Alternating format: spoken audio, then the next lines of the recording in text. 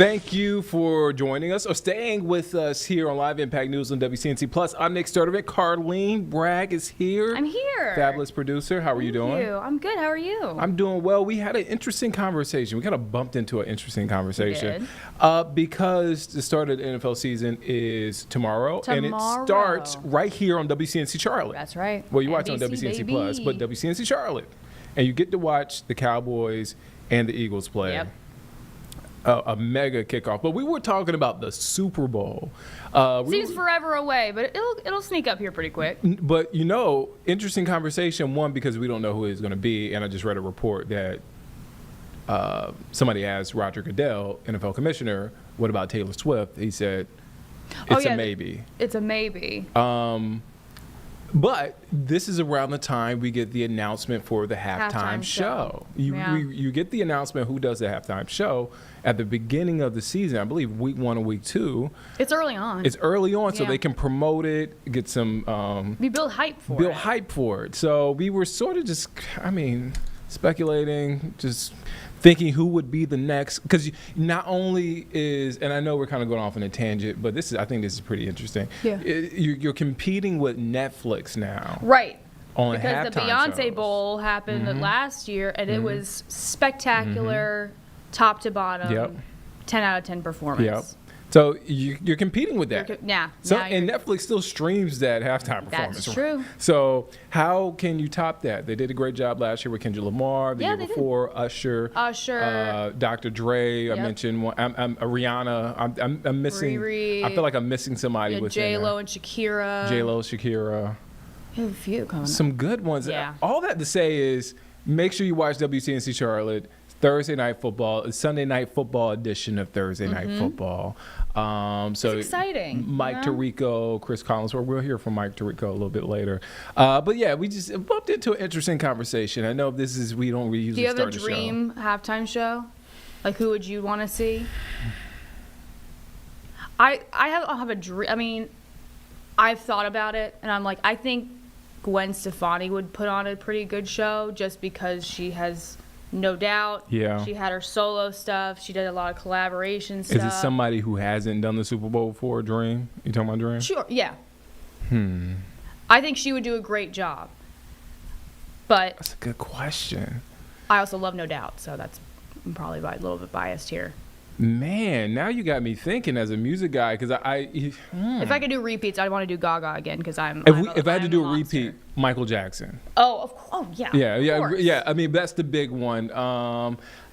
Can I answer that question a little? Let me think about it. Let's think about it. I'll let you marinate on it. Okay, while we marinate on that, let's check in with our forecast for today. Another beautiful day outside. Let's check in with meteorologist Brittany Van Voorhees, who gives us a full look at our forecast. Let's take a listen in.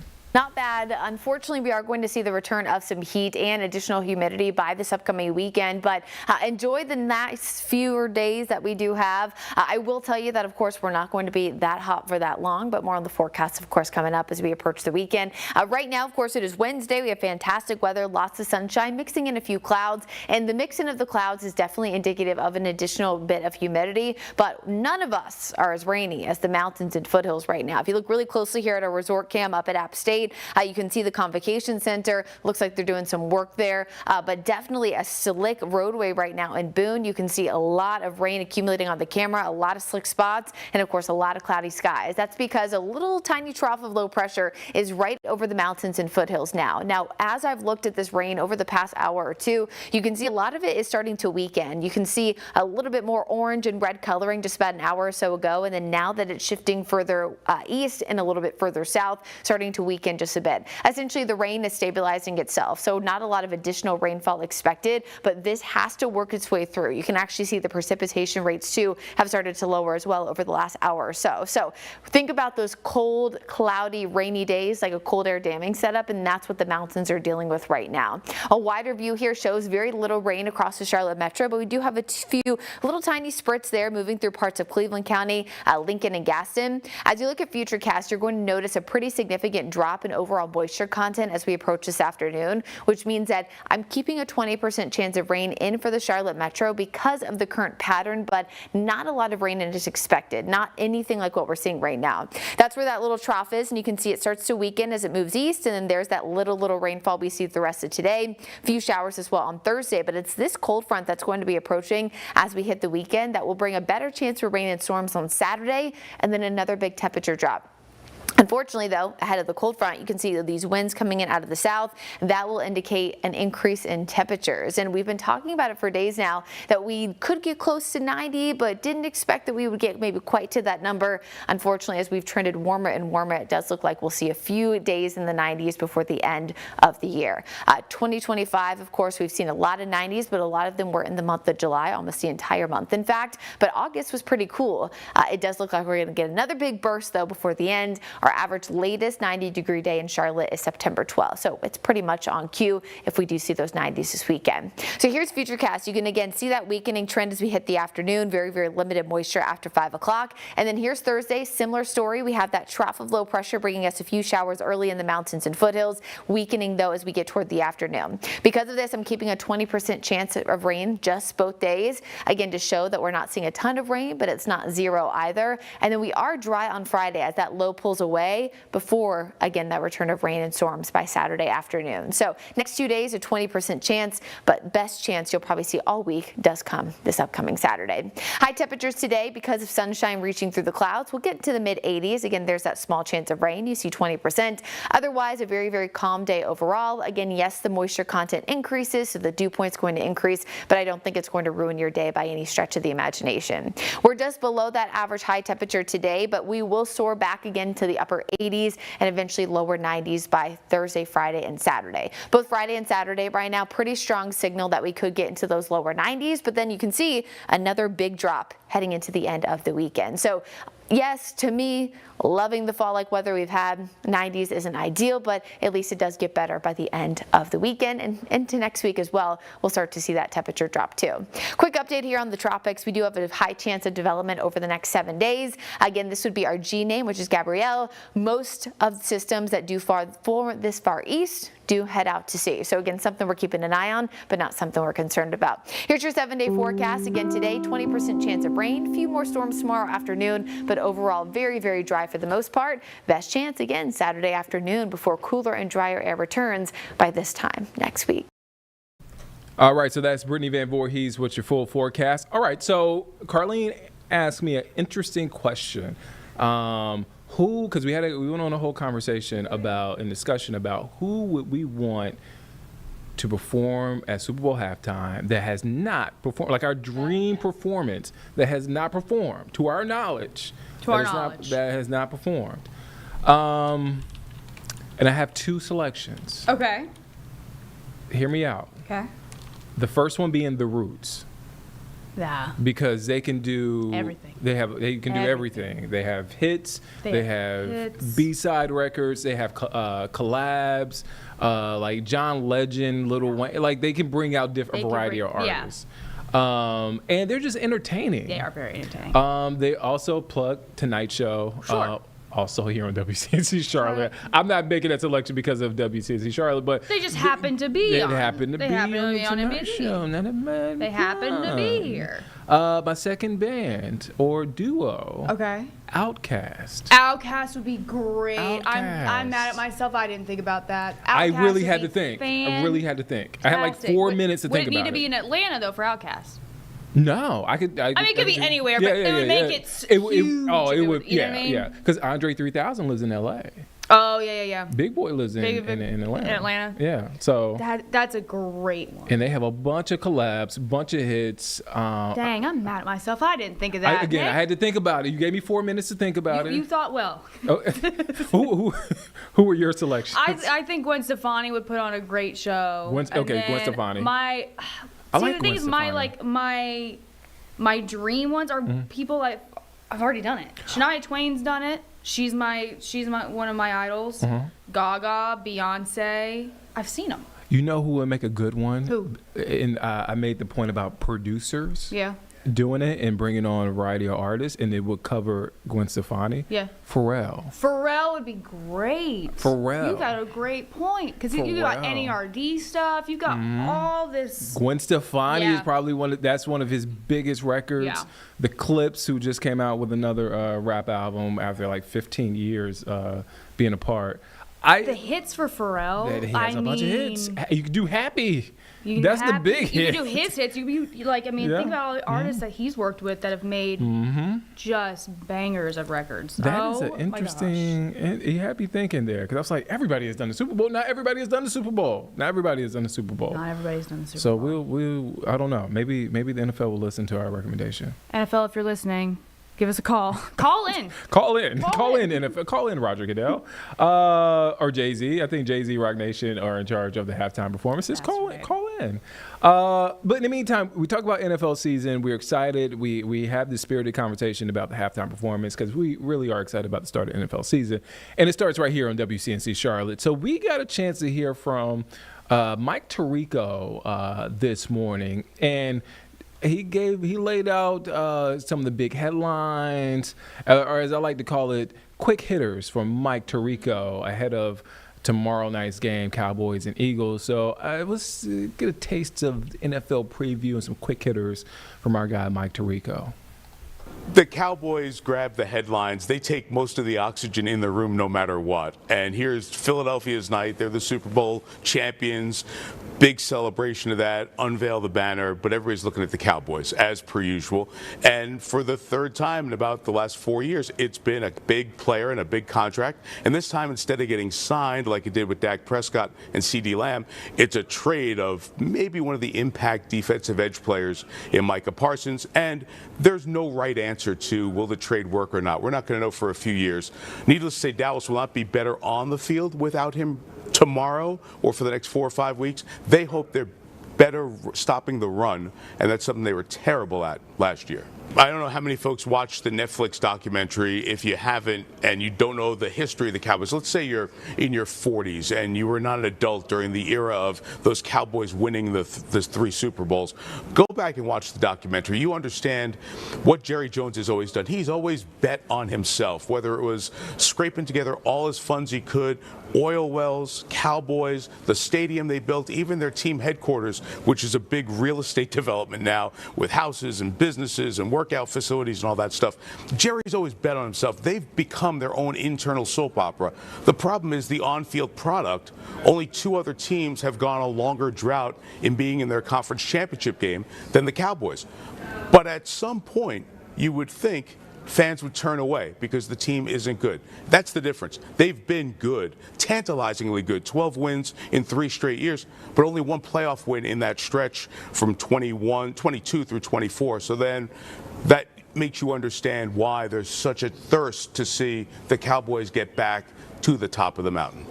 We still haven't talked about the team that won the Super Bowl, Philadelphia, or the favorites in Kansas City and Buffalo and Baltimore and Detroit. However, you bring up Washington, which is a good team to bring up because you're right. Sophomore slumps usually happen because teams have figured out quarterbacks and they can defend them a little bit differently. I don't think we're going to see that with Jaden Daniels. I think Washington has a better team around them. Big fan of Dan Quinn, their coach. The ownership change has come in and totally re-energized the franchise. The talk about moving back into the district, building a new stadium at the old RFK site, all of that is the most positive energy that Washington has had going for their NFL team in a long time. I don't see a drop-off. They were legit winning at Detroit in the divisional playoff game, came here to Philadelphia. They couldn't stop the Eagles. They're better on the defensive side. I don't think you're going to see the drop-off. Now, they play all their games out of the division against the NFC North, which is going to be difficult. So I don't think they're going to win as many games, but I think they'll be one of those teams that's around at the end. I'd be surprised, if healthy, if Washington is not a playoff team in the NFC this year. Year 2 with Raheem Morris. Michael Penix Jr. takes over as quarterback late last year. Learned a lot. I like what his skill set is. I think with a little seasoning now, he's got going to have a great opportunity. Kirk Cousins remains a backup there. We're going to see Atlanta week 2 of Sunday Night Football against Minnesota. A couple of good teams that I think people have off their radar because they're not the Cowboys or teams that have had those other good seasons. So, yes, winning season, very likely, Joe. And I think Atlanta and Tampa, those two battles will determine who wins the NFC South. As for the Lions, I live in Michigan, so thanks for asking, because that'll make people not complain that I didn't talk about them. This is a Detroit team that's still really, really good. They lost both coordinators, go on to be the head coaches of two good franchises. Aaron Jones takes over the Jets as the head coach, which will be, I don't know, something that'll be a challenge, to say that. Aaron Glenn, I should say. There'll be a challenge, to say the least, to change the culture with the Jets. And their offensive coordinator, Ben Johnson, is now the Bears coach. So you lose two coordinators to Chicago and New York, means you had a good team. If those new coordinators are good, and I think they're going to be, the guys in Detroit, most of the good players are still there. So the Lions have a great chance. We won 15 games last year. Great chance to be back 1 or 2 seed in the NFC. And the brands each built nationally. You go watch a Yankee game on the road, ton of Yankee fans. The Cowboys travel like no other team in the NFL, save the Pittsburgh Steelers. And why is that? At a time when we weren't oversaturated with every game's available everywhere, so many people got the Cowboys games nationally and the Yankees games nationally, and people moved around from New York. So there was that big presence of both teams, and both owners pushed hard. Both owners were not afraid of the camera. Jerry Jones does an interview before the locker room opens after every game. George Steinbrenner was legendary for the New York Daily News, the New York Post, the New York Times, playing all the tabs against each other to be out there with the Yankees and be bombastic at times. That raised the level for both franchises, has kept them there, and that's why those two franchise logos you see in London, you see in Paris, and they help build the popularity of American sports, which is so ridiculously popular right now that it's the only place we can all come together and talk to each other about our disagreements, as opposed to everything else in life where you just hide in the corner and find your friends so you can be in the same echo chamber. So great point about the growth of sports and really the beauty of it too. So this is the best opportunity for me to point out that the Super Bowl is on NBC. I get to call the NBC Super Bowl with Chris Collinsworth. Therefore, I can't give you a pick. Man, how did we miss that? And Mike Tirico pointed it out. Super Bowl is on NBC. Right here, babes. Open the season and close the season right here with us. WCNC Charlotte. Man, this is an awesome season. It's going to be an awesome season. We're looking forward to it. And look, we didn't hear a lot of Panthers talk. Look, Mike Tirico, we love Mike Tirico. We do. Big fans. He covers all. He knows everything. He knows a little bit about everything. Right. And every sport that he goes to cover, he goes in prepared. And so if he misses the Panther stuff, I understand, because you have to hit everything. Right. And I understand where we are in the pecking order of the NFL. I understand that. However, we do have a countdown to kickoff here only on WCNC Plus. Was it WCNC Plus and WCNC Charlotte tonight at 9? You see it there. The whole team, man, that's a good-looking bunch right there. Carboni, Stein, Campbell. Yep. That sounds like a law firm. It does. Carboni, Stein, Campbell. The team there, countdown to kickoff. You don't want to miss it special. If you just need, if you're just moving to Charlotte, or if you're a new Panthers fan, or maybe you want to, you're excited for football. Excited for football. Yeah. This is the place, and this is the special you need to listen and watch tonight at 9 on WCNC Charlotte and WCNC Plus. And it doesn't stop there. It doesn't. Extended coverage. Look at that man on the left. Look at that man on the left. You see me. Look at that man. 9 o'clock. Smiling big for the Panthers. Thursday night, first episode. Myself, Eugene Robinson, Carlene Bragg. I will be here. Talking about Panthers. And that first episode airs Thursday night, tomorrow night, on WCNC Plus at 9 o'clock. You don't want to miss it. Eugene Robinson, former safety for the Panthers. Yeah, legend. Nick Sturdivant. Legend, Hall of Fame Panthers fan. That's right. Put me on a ring of honor or whatever you want. You're the number one Panthers fan in this station. I am. You know what would be one of my dreams? What is it? Is to beat the drum Oh my gosh, before the yeah. game. We need to make that happen. We gotta make that happen. Panthers, I would love hello, that. if you're listening. Look, Call in. I am a wealth of knowledge when it comes to the Panthers, Yeah. and I love the organization, team that I grew to love, continue to love. Look, the thing about a NFL team, they're going to disappoint you. Of course. Any I'm team a is going to Bills fan. disappoint you. I understand disappointment. But that's the best part about being a fan. Yeah. Is going through The those ups and downs. the ups and downs. So I love the team. I'm excited for the season. All right, so that first sort of extended coverage episode that we had was this week with Vashti Hurt. She Yes. was here. She's with Carolina Blitz, and she was here with Nick Carboni previewing the 2025 Carolina Panthers. They play the Jaguars Sunday, if you didn't know. And so we got a chance to hear from Vashti, who is all over the place. Shout out to Vashti Hurt of Carolina Blitz, and Carboni, who is also all over the place. Shout out to Carboni. Let's listen into that conversation in case you missed it.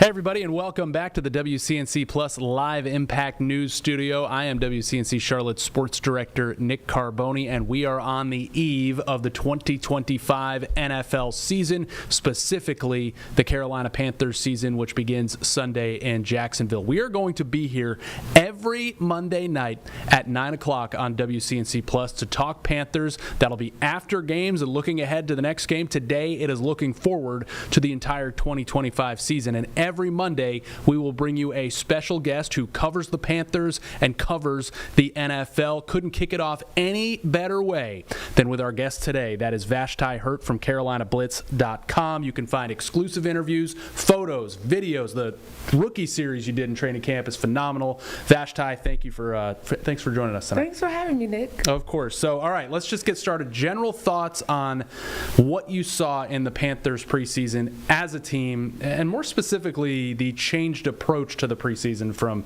head coach Dave Canales. Yeah, I thought that David learned from not playing his starters hardly any to playing them a little bit more. I honestly felt like they could have gotten a bit more reps.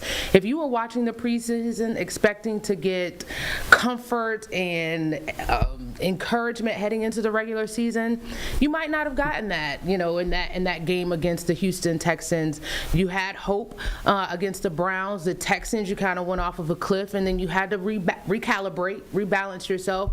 I think the offense will obviously be improved. There are going to be questions, though, across the board. But, you know, the preseason is exactly that. They're not going to show us everything that they want that we would see during the regular season, just really glimpses. And Canales said it was more about routine than it was about actual game planning. So there's still question marks. And the biggest question mark, of course, is can Bryce finish or start 2025 like he finished 2024? So here on Monday, and you were in the press conference room when Dave Canales was kind of asked about Bryce last year and how he's looking towards this year, and Dave Canales basically shifted it to only looking at Bryce heading into the 2025 season, but he was effusive in his praise of the quarterback. Take a listen. I'm not looking for last year. I can just tell you where we're at right now. We got a great leader who's stepping into the huddle, making sure the tempo's right, making sure the attitude's right, the energy's right. You're talking about a guy who's won at the highest level in college football. He knows how to be a champion. He knows how to win. And I just love the way that he's affecting all of us, the way that he's affecting his teammates. But it's about his daily approach, you know, and the consistency that comes with that, you know, and I'm just really fired up about, you know, being able to go out there and battle again on Sunday with him. All right, Vashti, what did you make of Canales' comments here on Monday about Bryce Young? And what have you made of their relationship really in the last 365 days or less, from the benching to the comeback and now heading into his second year with him? I think that they are still going through the repairing process. Canales doesn't want to talk about last year. Bryce doesn't want to talk about last year. There are not many guys on that team who really want to talk about last year, and I understand why, because it was really up and down for both guys. And, you know, but what we have seen is a different Bryce Young, and we saw him improve on the field at the end of last season. I think that's what's given people hope. But who he is as a person, he's talking trash to J.C. Horn during practice. You know, he has personalized handshakes with all of his receivers. This is a young man who is coming into himself and learning who he is, not just on the field, but off of the field. And when you merge those two together, he could improve during this very critical third season that he will be the guy for the Panthers going forward. We've heard Canales talk about, even dating back to around that Atlanta game to close last season, that kind of the trust in Bryce has allowed him to open up the playbook. As far as you could tell in camp, and it's tough, right? Like, we don't see what's on the call sheet. We don't know what the checks mean.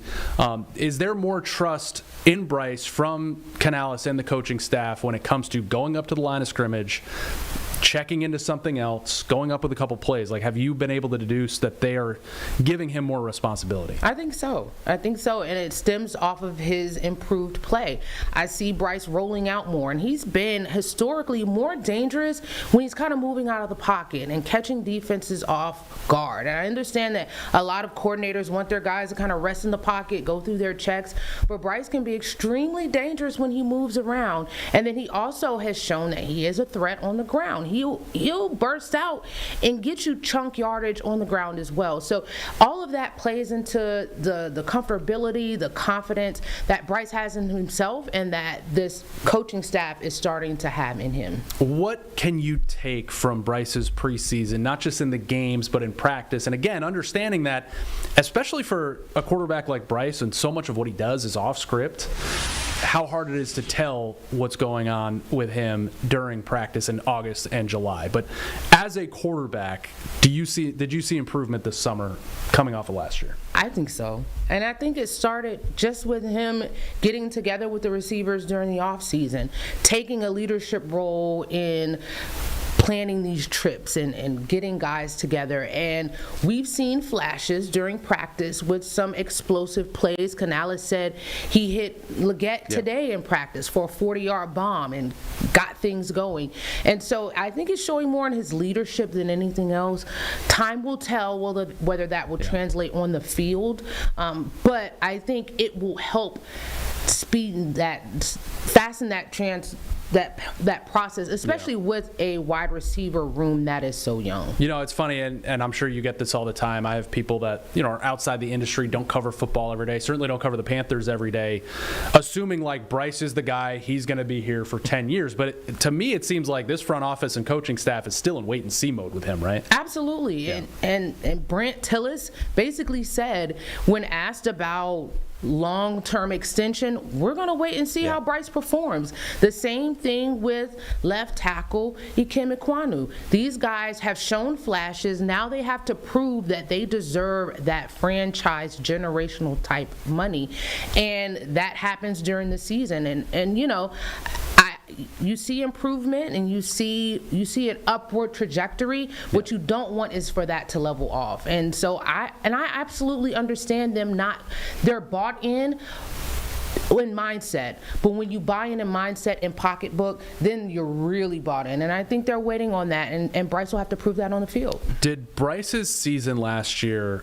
kind of callous him to be able to withstand if he does have a bad day Sunday, to where it doesn't just snowball on him? Absolutely. Yeah. I can't imagine being a guy like Bryce. In every stage of your maturation process, you are the guy. Mm-hmm. And you have found success in high school at a national powerhouse like Mater Dei. Then you go to Alabama. You win a Heisman Trophy at Alabama. And then you go to the Panthers, and for the first time in your life, you're benched. That's tough.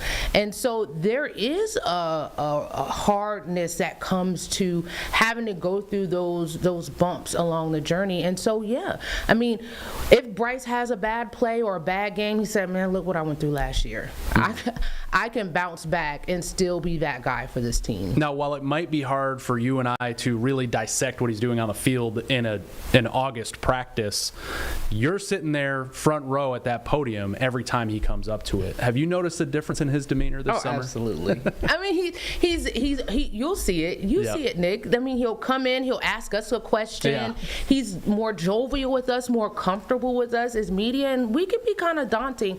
These guys aren't used to us being in their space in college. So when you get into the pros, we're in the locker room. We're there in your space. You see us on a regular basis, and he's more comfortable with us, and in turn, we can be more comfortable with him and allow him to show little nuances of his personality. And I think that that's where you go from kind of being a young guy who is still questioning himself to a man who takes ownership of the team.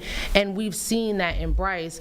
And like I said, now he has to prove it on the field. But he definitely, I mean, it's like watching a kid grow up in front of your eyes just to see how he's matured in these last couple of years. Now we'll finish off the Bryce stuff with this $1 million question, perhaps tens of millions of dollars involved in this question. What kind of season would it take for Bryce to get that fifth-year extension? And then what kind of season would it take for Bryce to get extended beyond that after 2025? Well, the Panthers have to win, right? And you know, he has to throw more touchdowns and interceptions. He has to lead, show that he can be a leader and a franchise quarterback for the foreseeable future. But it first starts with winning.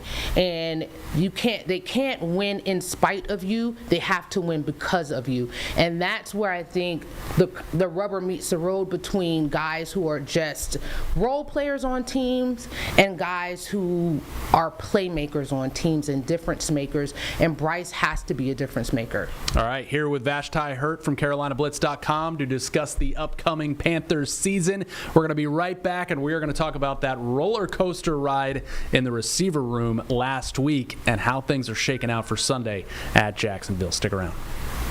Nick Carboni here once again with Vashti Hurt from CarolinaBlitz.com at Keep Blitz, and we are talking about the upcoming Carolina Panthers season. Talked a lot about Bryce Young, but Vashti, last week was about as hectic as it gets 2 weeks before the season. Generally, cuts are made, 53-man is set for the most part, and you know what you're riding into the season with. But man, I mean, starting on Tuesday, Hunter Renfrow gets released. On Wednesday, Adam Thielen is traded. Thursday, Jalen Coker gets injured. Saturday, Renfrow's back, and Coker is on IR out at least 4 weeks. What did you make of all that so close to the season, just big picture, when you have a quarterback that we talk about in Bryce Young who needs to have a good start and a receiver room that's kind of, you know, roles are changing, personnel is changing at the last minute? It's tough, you know, because you go through training camp with these guys, you go through the preseason with these guys, and then you have an idea of who is going to be on the 53, and that's who you plan to roll with.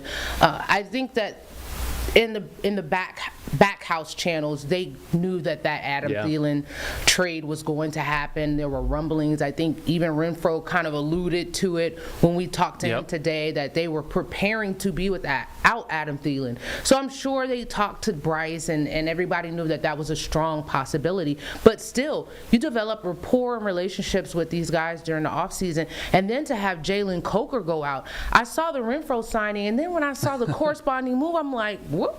Wait. Of course, they put that out as a secondary move, but it was the headline. That was the headline. The fact that Coker was going to IR for 4 weeks, that was a bigger headline than Renfrow re-signing, and that's a huge blow, you know, because Coker was a guy who a lot of people were expecting a lot of from this season, and I mean that could still be the case, but to start on IR for the first 4 weeks, that's a tough blow to a position group that had a lot of high hopes heading into week one. I'll get your thoughts on the Thielen trade and how it looks now in a moment, but Renfrow coming back, his camp, it was like Hunter Renfrow week up there on Mint Street. Dabo Swinney in the house. He had a great couple of weeks before that hamstring injury slowed him down. How much do you think he can realistically contribute right away, considering this is a guy that got cut last week, and they were probably trying to get him to be on the practice squad before the Coker injury? It seemed as if, and he said as much today when we talked to him, that they were trying to find a role for him on the practice squad. I don't think Renfrow wanted to be on the practice squad. That was what I sensed. If he wanted to be on a team, he wanted to be on that 53-man roster, and obviously ultimately that happened. But you know, that is one of my concerns, and I have to keep it real with you, Nick. for a guy who's been out of football and for a whole season, then was sidelined a bit with injury, now to be thrust in a starting role on the team, that's a lot. And, can his body take it? Is he going to be able to withstand that? Who knows? I do think we might see some of Jimmy Horn, the 6th round draft pick out of Colorado. Bryson Tremaine had an impressive training camp. So although he will likely be the starter, I think that in order to compensate for that loss of Jalen Coker, they're going to have to use some of these younger guys a bit more, especially for an older player. I mean, he's not even that old, but in that room he is. He and David Moore. Right. Yeah. For an older guy who's been out of the game, they're going to have to make sure that he's going to be able to withstand the rigorous play on the field. Yeah, so different transactions, but when you break it down, they lose Jalen Coker and Adam Thielen in 1 week. Here's what General Manager Dan Morgan said about Dylan Thielen, and again, this was before Jalen Coker was injured. Check it out. And I could tell that he was really excited about the possibility that might happen. I told him, I'd do my best, to make it happen, but I'm not just going to give you away. We're going to have to get something, 4th round value or something that we feel for the Carolina Panthers is good, because you're a really good receiver, you're a really good leader. So we wanted to make sure that we got the compensation that we felt comfortable with before we did it. So I'm glad it worked out. It was an interesting week, Vashti. It was clear that Adam Thielen and his family wanted to go back to Minnesota.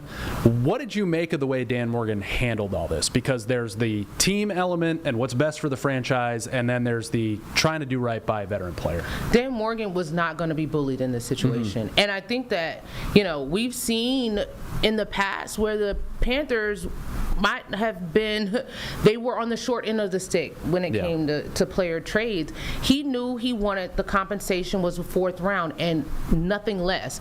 And if they were going to make that trade happen and they wanted to bring Adam Thielen back, Adam Thielen wanted to go back home. Obviously, the Vikings wanted to bring him back. It was up to the Vikings to figure out how they could provide the compensation that Dan Morgan required. I think it's great that he held a hard line. You're going to have to do that. The Panthers had all the cards. So if you want this guy, this is what we want. We will play with him if we need to. He was a guy who was a leading receiver for us just a few years ago. So he held all the cards, and he played them the way that they needed to be played to benefit the Carolina Panthers. He certainly held all the cards. He didn't have a crystal ball. He didn't know Jalen Coker was going to get injured 24 hours later. This was a move with an eye on the future draft picks, future of these young receivers. So maybe we'll get a chance to ask Dan this. Do you think he'd would still have done it if he knew Jalen was going to get injured? Because he wasn't just thinking about week 1. I don't think you can. Yeah. And like you said, there's no crystal ball. And I know when Dan heard the injury to Jalen, he was like, bruh, could not be worse timing. Like the Icky injury. It's just bad timing heading into the first week of the season. But the deal is done. Now we hear all the time, this is a catchphrase we hear, it's next man up. And so Jalen Coker is out. You have this strong wide receiver room. Somebody is going to have to step up, whether it's Renfro, whether it's Tremaine, whether it's Jimmy Horn Jr., those guys, and then also, Xavier and T-Mac.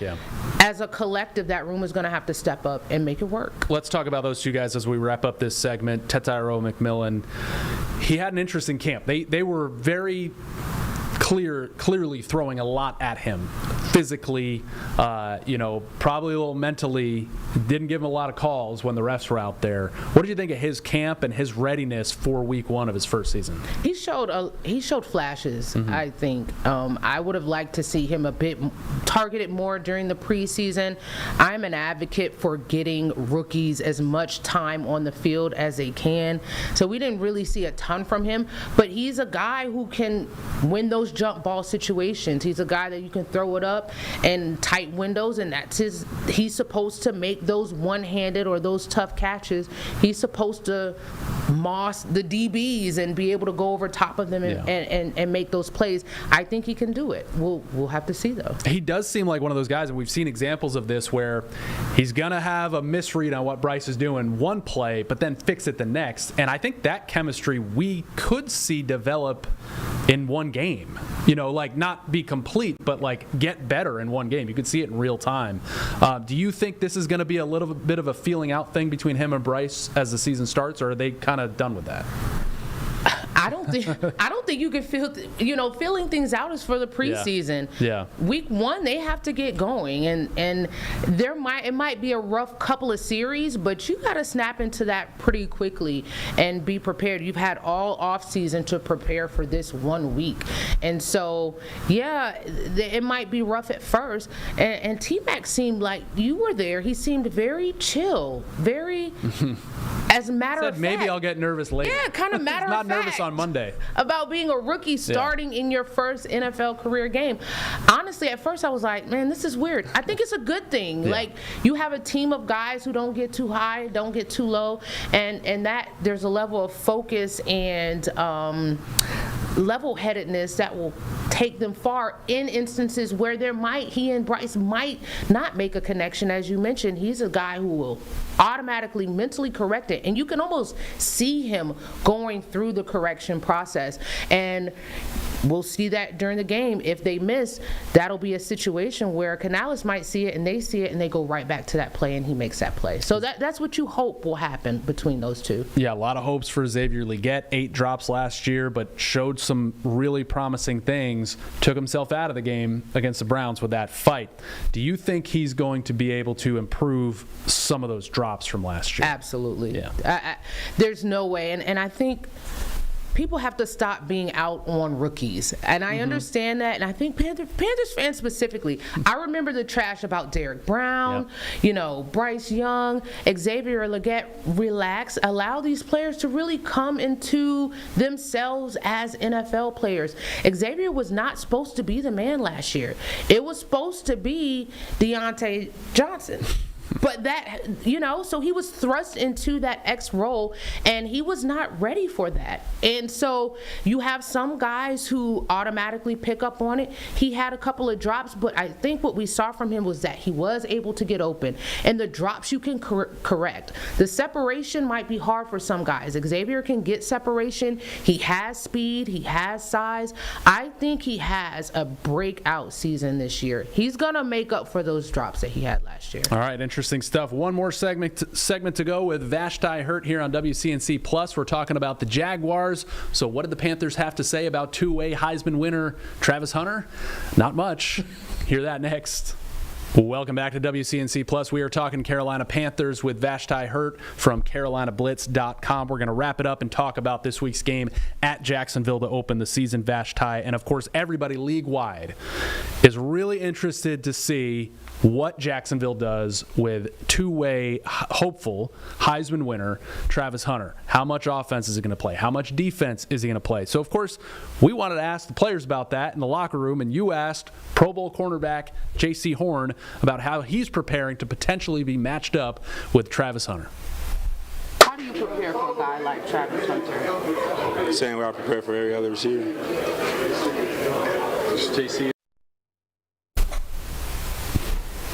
Full stop. What did you make of that? Period. I mean, and I'm standing in front of him, and it was so straight-faced. Yep. Basically, you're giving all of this hype to a guy who hasn't yet earned it on this level. And, guys like, and quiet as kept, guys like JC like to humble a guy like Travis Hunter coming into the league. And so when he said it with straight face, I know in the back of his mind is like, this is a big boy league now. Yeah. And he's going to learn it against the Carolina Panthers. And that's what I got from that. We're not going to overhype this guy who hasn't shown us anything on the pro level. Yeah, I mean, how concerned do you, everybody wants to talk about how Hunter could dominate the league on both sides, but how concerned do you think the Panthers actually are about what Travis Hunter can do in his first game, playing offense and playing defense? Because they're going to have to kind of install stuff for him as the season goes along down there. JC didn't seem too concerned. And even Ashawn, we talked to him, and he didn't seem too concerned. These guys, and we have to learn, and you mentioned it, Nick, when we were in the locker room, they're not just preparing for one guy. They're preparing for the whole offense or the whole defense. And from a true-telling standpoint, and I've talked to other professional players, it's really going to be hard for him to play both sides of the ball.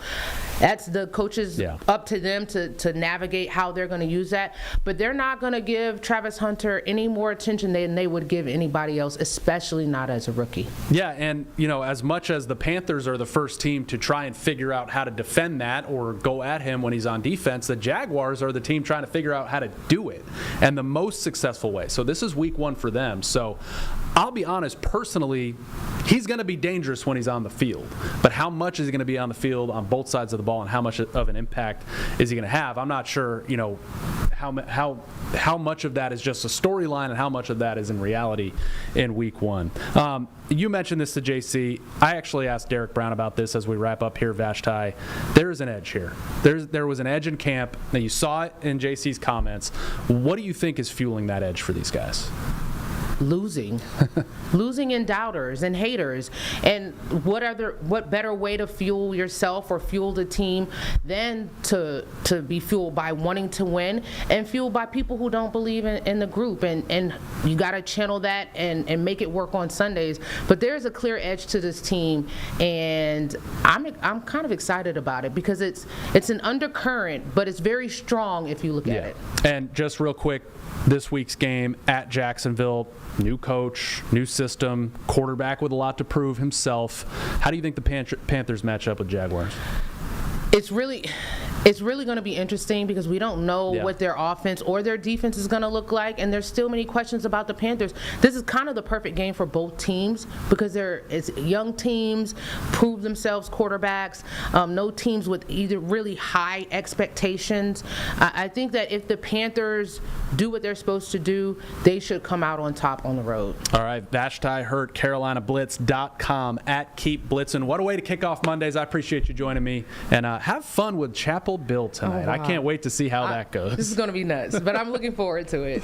All right, thank you. Every Monday we'll be here on WCNC Plus talking Carolina Panthers, and don't forget this Wednesday night at 9 o'clock on WCNC Plus, we've got our Countdown to Kickoff special, one-on-one interviews, heartfelt features, analysis, and much more here on WCNC Plus. It was a pre-recorded interview, but Vashti, I wonder how that UNT game went for you. Poor Vashti. You're looking at it like, girl, she doesn't know yet. She doesn't know. She doesn't know. If we could look into the crystal ball and show you how bad they got beat. Chapel Bill was something else. Moving on. Again, I just want to remind you guys, tonight at 9 o'clock, Countdown to Kickoff. Carboni, Stein, Campbell. It sounds like a law firm because it isn't. But they do a great job at sports and talking about the Panthers, and that's why you need to tune in here on WCNC Charlotte and on WCNC Plus tonight at 9. Also, we are providing extended coverage throughout the week. From now through the season. That's right. You see that handsome guy all the way on the left. You see that guy? Look at that smile. Yeah, you see $1 million that smile. $1 million smile because we have $1 million show. That's right. That airs Thursday night only on WCNC Plus at 9 p.m. Myself, Eugene Robinson, Carlene Bragg. Yeah, talking I'll be here. Panthers. We're talking Week 1. We're also campaigning to have you bang the drum.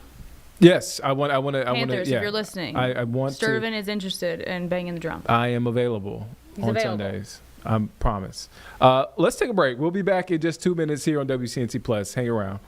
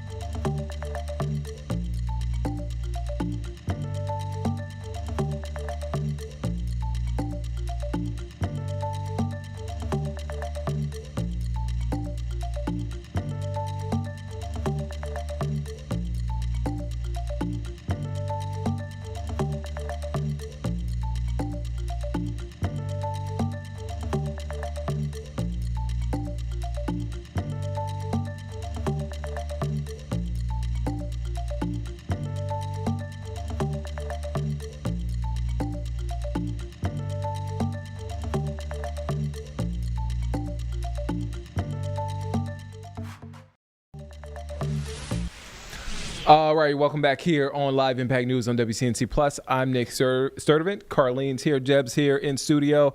So we spent first hour of the show talking about NFL. All right, so we want to switch gears for a second. We want to talk some politics. We want to go out to Waco, Texas, where right now, happening live, Governor Greg Abbott is delivering remarks at the Greater Waco Chamber of Commerce luncheon. Let's take a listen to what's being said right now. As nice as that may be, kind of meaningless, it's not a lot of money. And so we wanted to increase it to substantially help, especially our small businesses. So we increased that personal business property tax exemption from $2,500 to $125,000, helping make it easier for small businesses to make a profit in the state of Texas.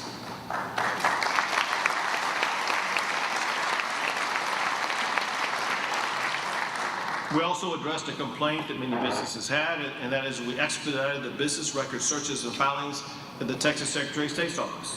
We made permanent the veteran-owned business franchise tax exemption.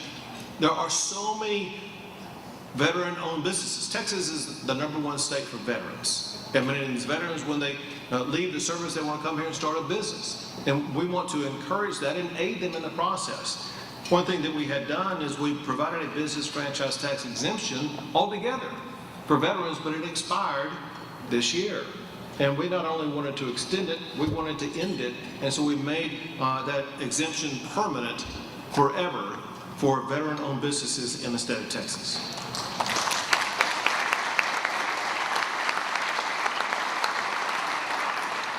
Another thing we did, and this is one not enough people really know about. One thing that we've seen definitely in the aftermath of COVID, but also just see increasingly because of the advancements of technology, is that there's more and more people who are running business from their own home. All right, so that is Texas Governor Greg Abbott speaking in front of the Greater Waco Chamber of Commerce. We want to step aside from that, and we want to get to a bit of breaking news, and I want to show you a live camera. So this is in Charlotte. So take a look at this. This is in Charlotte. South Tryon, what you see here, is shut down in both directions. You see a CMPD car, you see the road closed sign, you see emergency crews, and you see other crews. Looks like they're digging into the road there. And again, it's closed in both directions. We are working to find out why it's shut down. It's still unclear. So this is near Remount Road, 2700 block of South Tryon. I have a map in case you want to just pop it up. Boom. Yeah. All right, so here is the map. You see 2700 South Tryon right there, that red icon. And obviously, you see that red on the road because it's blocked up.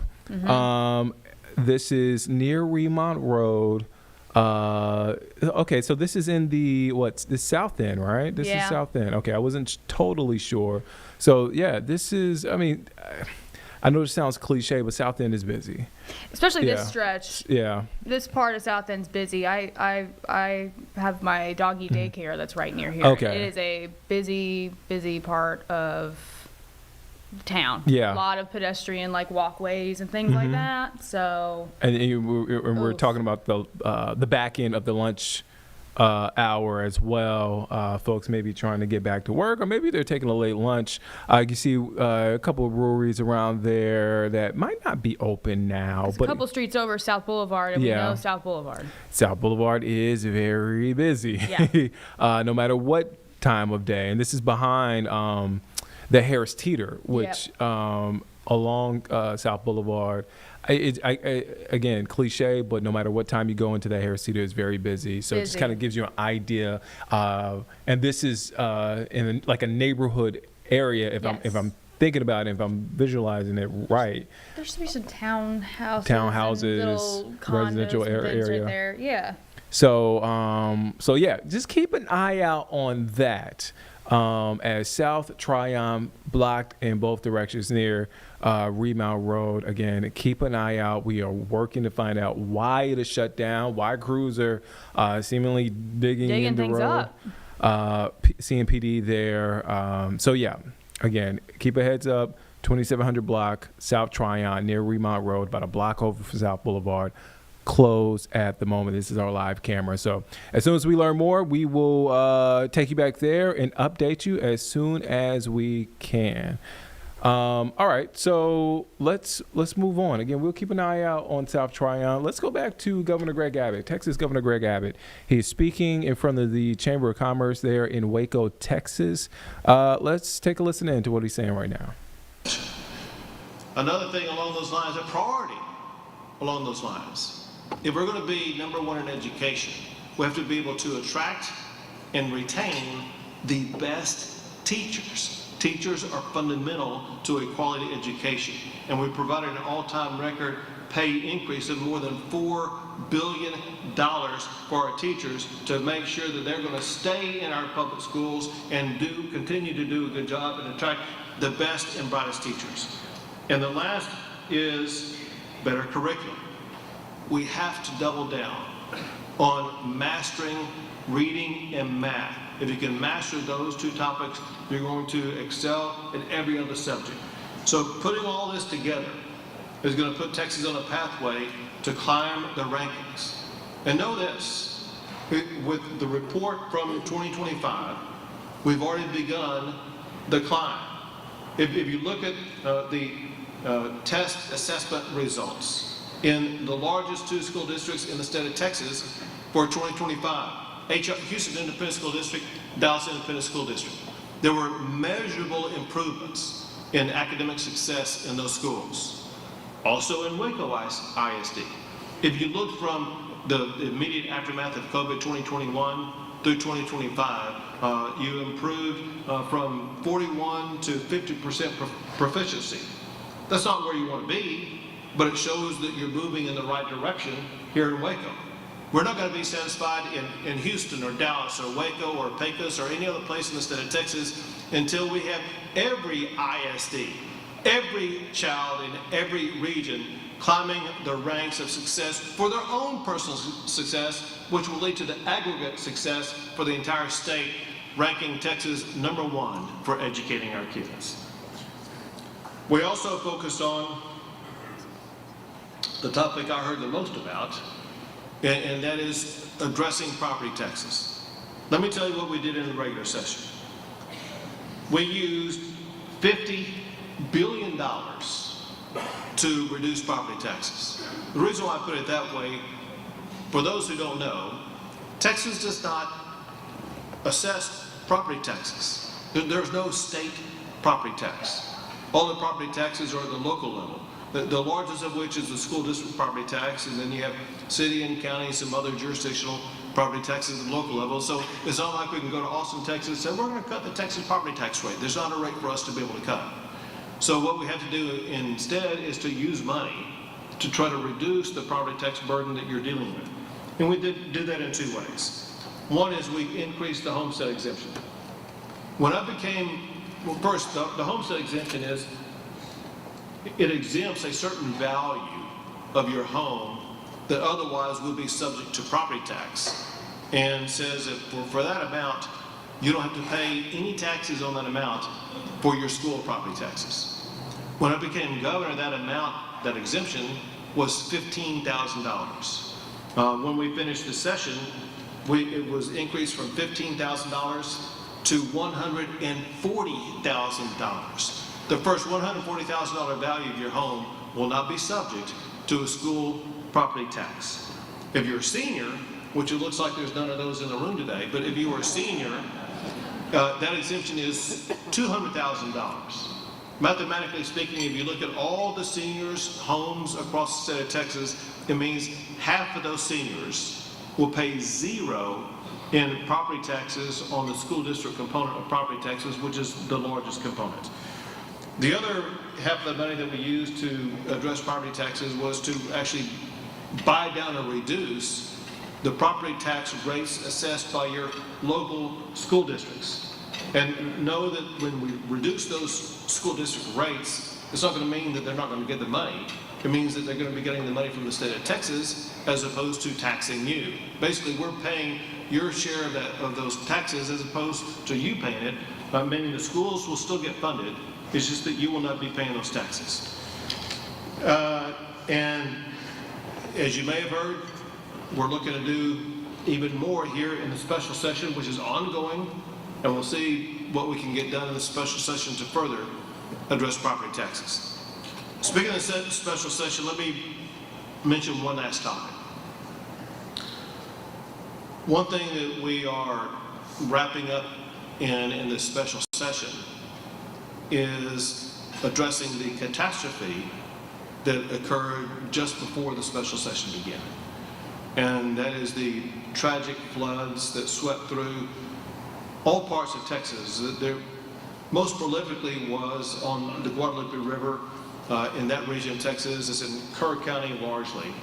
But listen, there were massive floods all the way from Tom Green County to Georgetown to Austin area. And all right, so you're watching Live Impact News on WCNC Plus. I'm Nick Sturtevant. That's Texas Governor Greg Abbott speaking to the Greater Waco Chamber of Commerce. Let's move away from that, and we want to go now to CMS. Our Miles Harris is covering the story.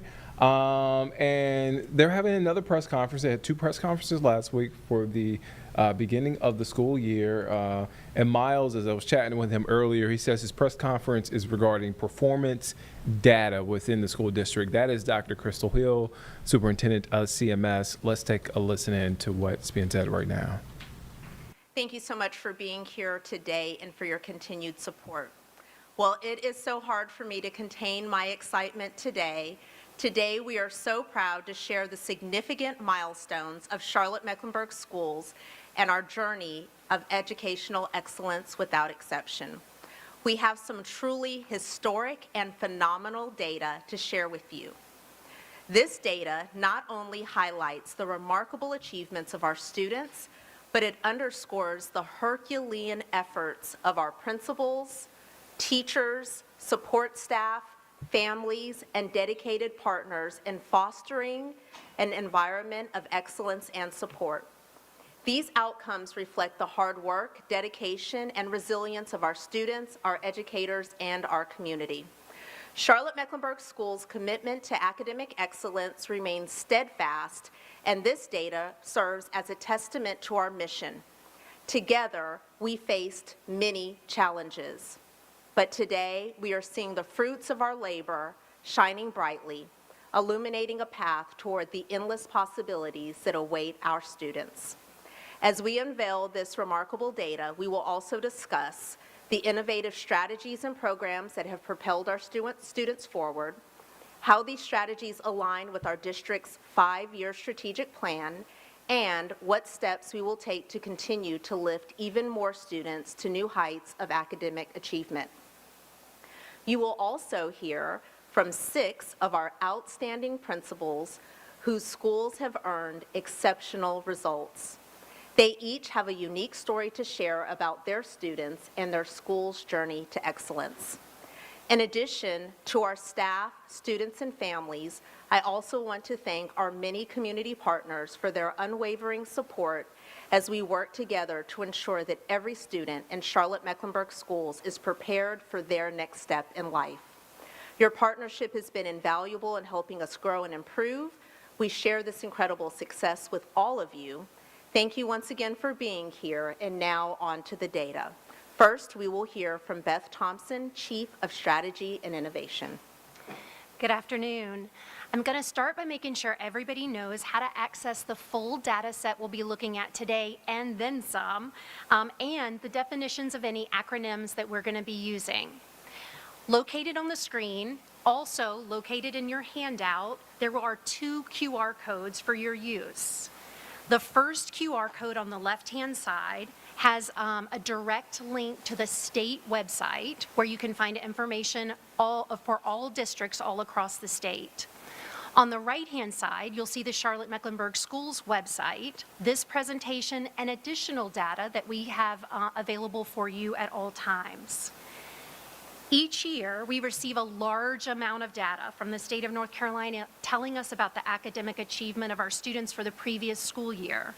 This data is all a part of the North Carolina accountability model. It's our goal each and every year to communicate results to our stakeholders with transparency, focus, and intentionality, and to not have you here for 2 or 3 hours. We have done that again, made every effort to do that again here today. Our focus for this presentation will be on the state accountability model, but there's additional data in the appendix of this presentation. We'll take any questions that you may have at the end of our presentation today, and for any additional inquiries for the media, please reach out to us using media@cms.k12.nc.us. As a reminder, the state provides results using 4 descriptors: not proficient, level 3, level 4, and level 5. If a student achieves a level 3 on a state assessment, the student is considered grade level proficient. Grade level proficient means just what it says. A student has sufficiently mastered grade level skills and is ready for the next grade level. If a student achieves a level 4 or a 5 on a state assessment, the student is considered college or career ready. The state uses grade level proficiency, that's a level 3, 4, or 5, to determine school performance grades in the state accountability model. Therefore, our presentation will focus on those metrics today. But college and career readiness data, including performance by student racial, ethnic, specialized service, and economically disadvantaged student groups, is transparently available in this appendix of this presentation, organized by grade level and content area. A few other acronyms you'll see in our presentation today are listed on this slide. More information about any of these categories can be found on our state website. So let's dig in. Let's look at 24-25 academic performance of students in Charlotte Mecklenburg schools within the North Carolina State Accountability Model. School performance grades are determined by a combination of metrics, all determined by the state of North Carolina. On the left, you see that for elementary and middle schools, the metrics are reading, math, math 1, and science grades 5 and 8 grade level proficiency scores, the progress of English language learners, and student academic growth in reading, math, and science. On the right, you see that for high schools, the metrics are different. They include English 2, math, and biology grade level proficiency scores, graduation rate, student performance of 17 or higher on the ACT or silver on the ACT work keys, the rigor of student math courses in which students are enrolled, the progress of English language learners, and student academic growth in reading, math, and science. For all schools, a participation rate of a minimum of 95% of students assessed is expected. Participation rates factor into the school's school performance grade. In Charlotte Mecklenburg schools, we have goals and guardrails.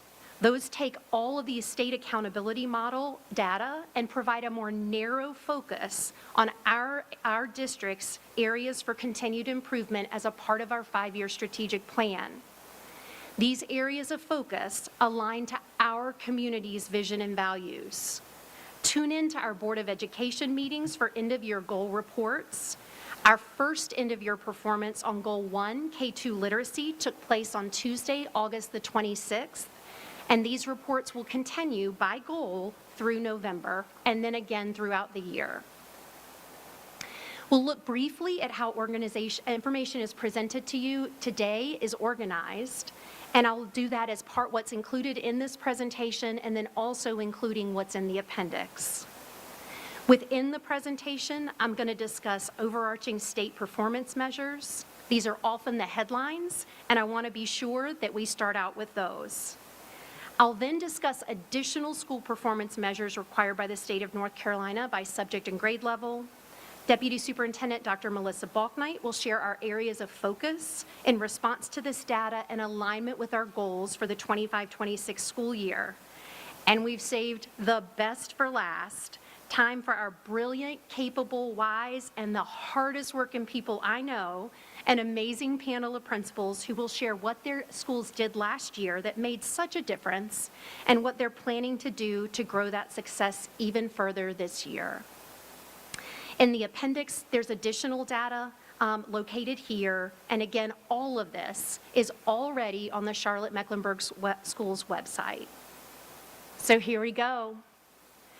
We'll start with our headline results. And what better way to start than this? In the 24-25 school year, Charlotte-Mecklenburg Schools outperformed North Carolina in overall grade level proficiency and saw significant increases in student grade level proficiency in both reading and math, composite increases of 5.2% in reading, grades 3-8, 4.6% in math, and 8.2% increase in math 3. And by the way, that's already the headline for the Charlotte Observer today.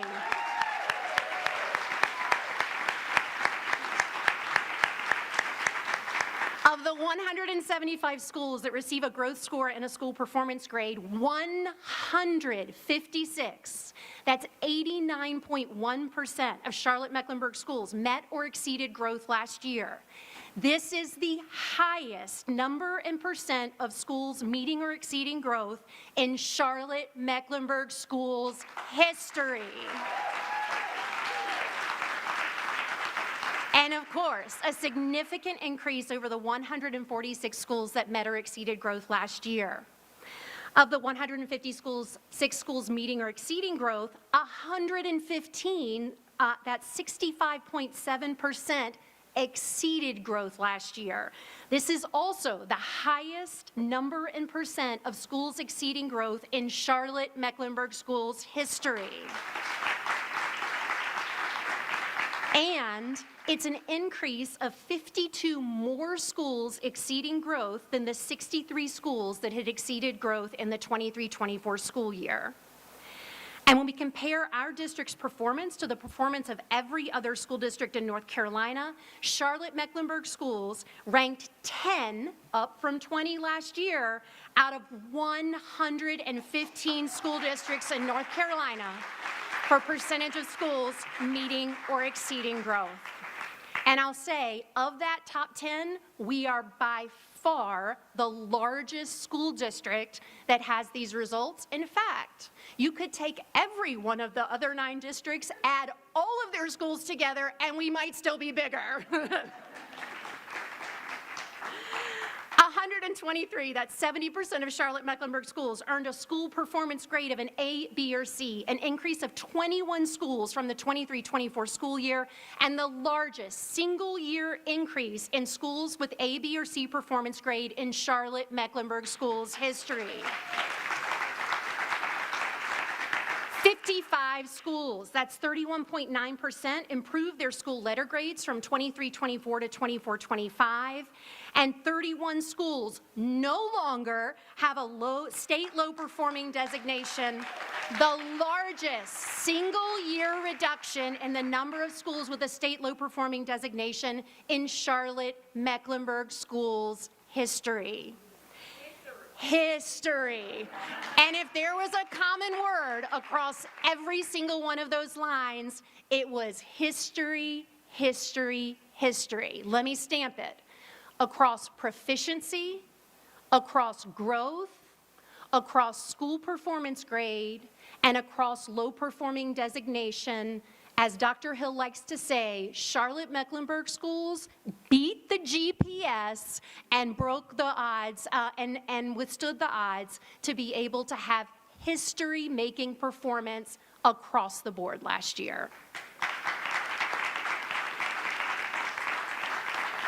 So let's look at each part of that accountability model, because while those are the headlines, you're going to see, I would call it the proof is in the pudding. Let's look at it really carefully now. We'll start with reading grades 3 through 8. 52.7% of students in grades 3 through 8 reached grade level proficiency in reading during the 24-25 school year.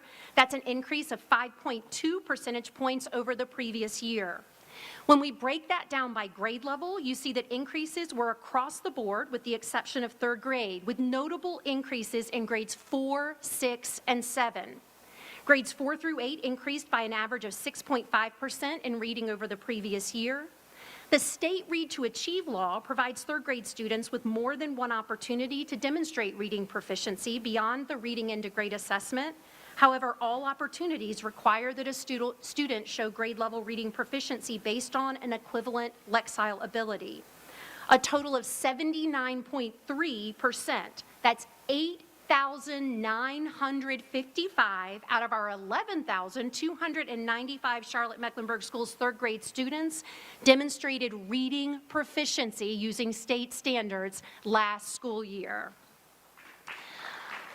Looking back at performance dating back to 2016-2017, noting that school years impacted by the pandemic, as well as when a new reading assessment was administered, you can see that highlighted in dark blue, that's a change that causes us to no longer be able to compare any future results to past results because the assessment is now a new assessment. You see that from 21-22 to 24-25, the years we can compare, Charlotte-Mecklenburg Schools has increased grade level proficiency in reading grades 3-8 by a total of 8.7%. That is larger than the overall state's increase over the last 4 years of 6.9%. And in the state of North Carolina, reading grades 3-8 grade level proficiency was 52.5%. Charlotte-Mecklenburg Schools reading grades 3-8 performance was 52.7%. Therefore, our district grades 3-8 grade level proficiency was above the performance of the state, and above the performance of 2 of our 3 comparable counties. And we celebrate for every single one of these areas schools that have done an incredible job. The schools shown here, their gains in reading achievement, which is one of our goals for our Board of Education that we progress monitor throughout the year, far exceeded average expectations for what growth should be in 1 year. You can see those schools and their achievement gains represented here. Now let's look at high school English 2 course performance. 59.2% of students in English 2 were grade level proficient during the 24-25 school year. That's an increase of 0.6% over the 23-24 school year. Again, looking longitudinally, and again noting that school years impacted by the pandemic as well as a new reading assessment cause us to no longer be able to compare future results to previous ones. You see that from 21-22 through 24-25, the years we can compare, grade level proficiency in English 2 has overall decreased by 1.1%. In the state of North Carolina, English 2 grade level proficiency was 59.4%. Charlotte-Mecklenburg Schools, English 2 proficiency was 59.2%. Our district's proficiency slightly below the performance of the entire state, but above the performance of 2 of our 3 comparable counties.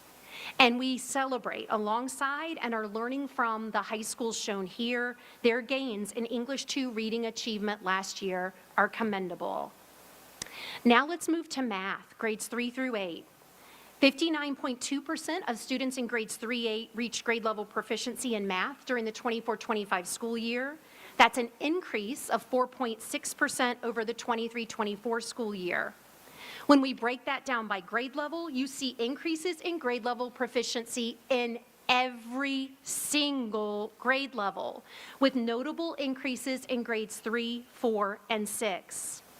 Looking at historical data, you see that since 21-22, we've increased grade level proficiency in grades 3-8 math by a total of 19.4%. That is larger than the overall state's increase over the last 4 years of 16.7%. In the state of North Carolina, math grades 3-8 grade level proficiency was 56.7%.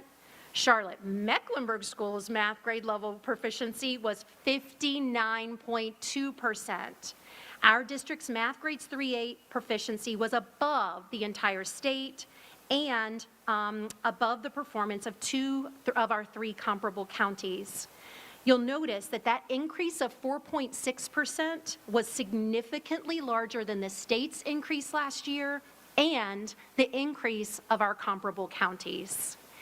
And look here, We celebrate alongside these schools who had incredible gains. Look at Druid Hills Academy, 24.2, Ashley Park, 19.7. I could keep going. Significant gains in math grade level proficiency in grades 3-8 last year. We'll now look at high school math 1.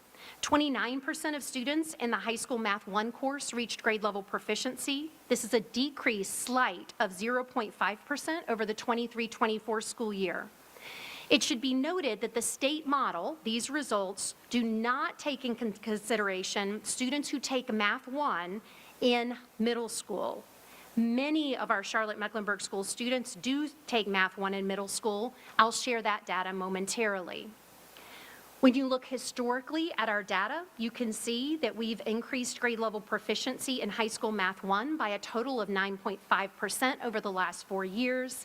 That's slightly larger than the overall state's increase of 9.4% over the last 4 years. And in comparison to North Carolina grade level proficiency in math 1 was 34.5%. Charlotte-Mecklenburg schools, 29%.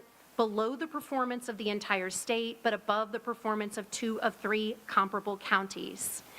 Interestingly, it should also be noted that there were decreases in high school math 1 in the overall state metric, see the parentheses right below there, as well as in each of our comparison counties in the 24-25 school year. And we have some amazing schools that made it happen, schools in both in grade level proficiency and college and career readiness who had significant gains in math 1 last year. Not a part of the state accountability model, but to provide context, again, to make sure everyone knows who takes math 1 and that the state accountability model is only one portion of that group of students. Our middle school students taking math 1, over 95% of students taking the high school math 1 course in middle school reached grade level proficiency. That's an increase of 3.6% over the 23-24 school year. In order to not jeopardize student identifiable information, we're not permitted to give the exact number when it's over 95 or under 5%. That's why you see that, that greater than sign there. And when we put that together, when we look at our math 1 students across high school, middle school, and all together, which is our goal that we're working toward, you'll notice that 49.9% of students taking math 1 were grade level proficient in the 24-25 school year. Back to the state accountability model, we'll now look at math 3. 66.6% of students in the high school math 3 course reached grade level proficiency last year. This is a substantial increase of 8.2% over the 23-24 school year. Looking historically, you'll see that since 21-22, we have increased grade level proficiency in high school math 3 by a total of 15.3%. That's less than the overall state's increase of 21.8% over the last 4 years. In the state of North Carolina, math 3 grade level proficiency was 66.4%. Charlotte-Mecklenburg schools high school math 3 performance was 66.6%, above the entire state average and above the performance of 2 of 3 comparable counties. And look again at the incredible gains that took place across our high schools throughout Charlotte-Mecklenburg schools, starting off with West Meck High School with gains of 25.6 in grade level proficiency, Maracas Middle College High, Olympic, Northwest School of the Arts, Philip O'Berry, who we'll hear from in just a few minutes, fantastic gains as proof points of possibility across our county. Now let's look at grades 5 and 8 science. 61.7% of students in science grades 5 and 8 combined reached grade level proficiency during the 24-25 school year. This is a decrease of 4.1% over 23-24, but it should be noted something very important. This was our first year, 24-25, of a new renormed assessment in science across every LEA or school system in the state. A dip in achievement is common Sometimes it's a plummet in achievement that takes place when we renorm assessments. We are really proud that we did not dip any further than that, and are really proud of the efforts of our school related to that. When we break that down by grade level, you see decreases in grade level proficiency in both 5 and 8. But when you look historically, you'll note that we've increased grade level proficiency in science over the last 4 years by 3%. Again, we would not advise comparing last year's performance to previous, but when we look longitudinally, that's a question that's often asked. We want to make sure that that is available to you. In the state of North Carolina, science grades 5-8, grade level proficiency was 61%. Charlotte Mecklenburg Schools grades 5-8 proficiency was 61.7%, above the performance of the entire state, even in a year when we renormed the assessment, and above the performance of 2 of our 3 comparable counties. And we celebrate alongside and are learning from schools shown here. Their gains in science achievement last year are indeed commendable. Finally, let's look at biology grade level proficiency, our last subject area in the area of grade level proficiency. 48.6% of students in biology reached grade level proficiency. This is a decrease of 2.8%. And again, this was a renormed new state assessment last year. Looking historically, we have increased grade level proficiency in biology by 3.5% over the last 4 years. Again, comparison is not advised by the state. That's larger than the overall state's increase of 2.7% over the last 4 years. In the state of North Carolina, biology grade level proficiency was 48.3%. Charlotte Mecklenburg Schools was 48.6%, above the performance of the entire state and equal to the performance in above the performance in comparable 2 of our 3 comparable counties. And again, we celebrate and are learning from the schools shown here for their incredible achievement in the area of biology last year. We're now going to move to our next area for both elementary, middle, and high schools in this school performance grade model, and that's school growth. Each year, the state of North Carolina reports on how much students grew in their learning in reading, math, and science. Growth is reported by district and by school and is a part of each school's school performance grade. The state has 3 categories for growth, did not meet. All right, so you're watching Live Impact News on WCNC Plus. I'm Nick Soderman. That is a press conference that's happening live as Charlotte Mecklenburg Schools hold a press conference regarding performance data, the second week of school for the school district. We want to take a step away from that. We'll be back in just 2 minutes right here on Live Impact News on WCNC Plus.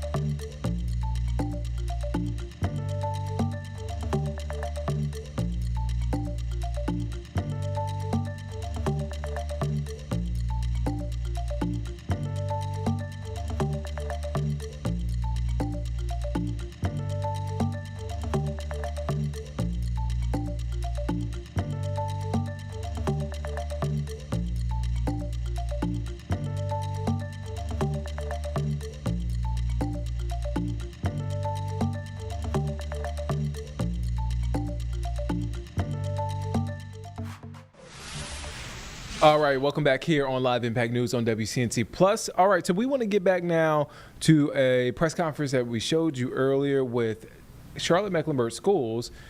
They're now in their second week of school, and we are hearing from district leaders talking about performance data within the school district.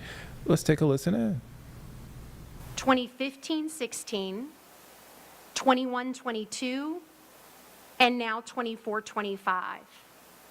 But in those 4 years, never has the gap between the number of schools exceeding versus meeting growth been as high as it was last year.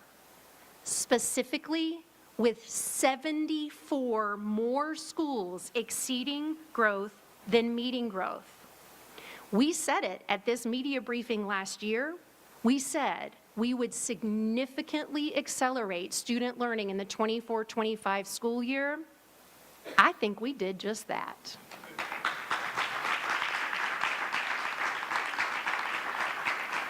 I considered apologizing for the font on this slide, but I'm not. I'm going to celebrate it because shown here are the 115 schools in Charlotte Mecklenburg Schools that exceeded growth in the 24-25 school year, and their names deserve to be seen.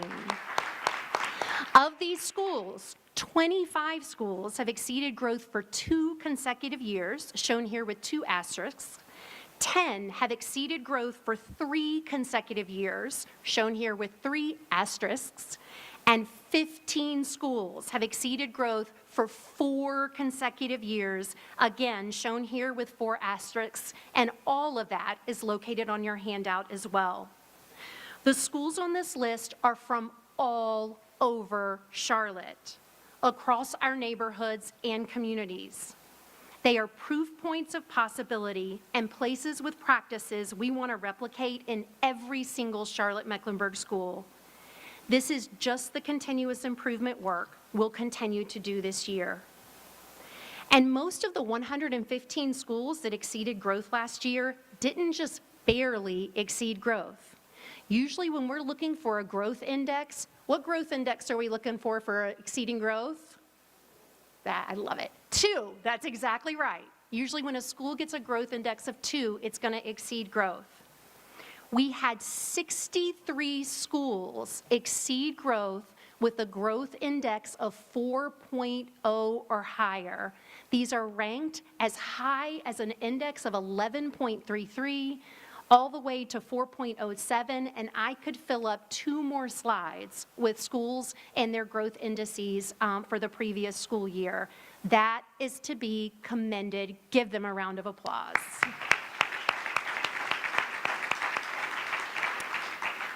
The Every Student Succeeds Act, ESSA, requires each state to provide an annual assessment of English language proficiency to all students identified as English language learners. This is called English Learner Progress and is a part of every school's school performance grade. One of the metrics that the state reports on related to the performance of English language learners is the total progress rate. The total progress rate is the percent of English language learners who met their annual progress rate, in addition to the percent of English language learners who exited English language learner status altogether. In other words, they now have sufficient command of the English language to no longer need additional supports in acquiring the English language.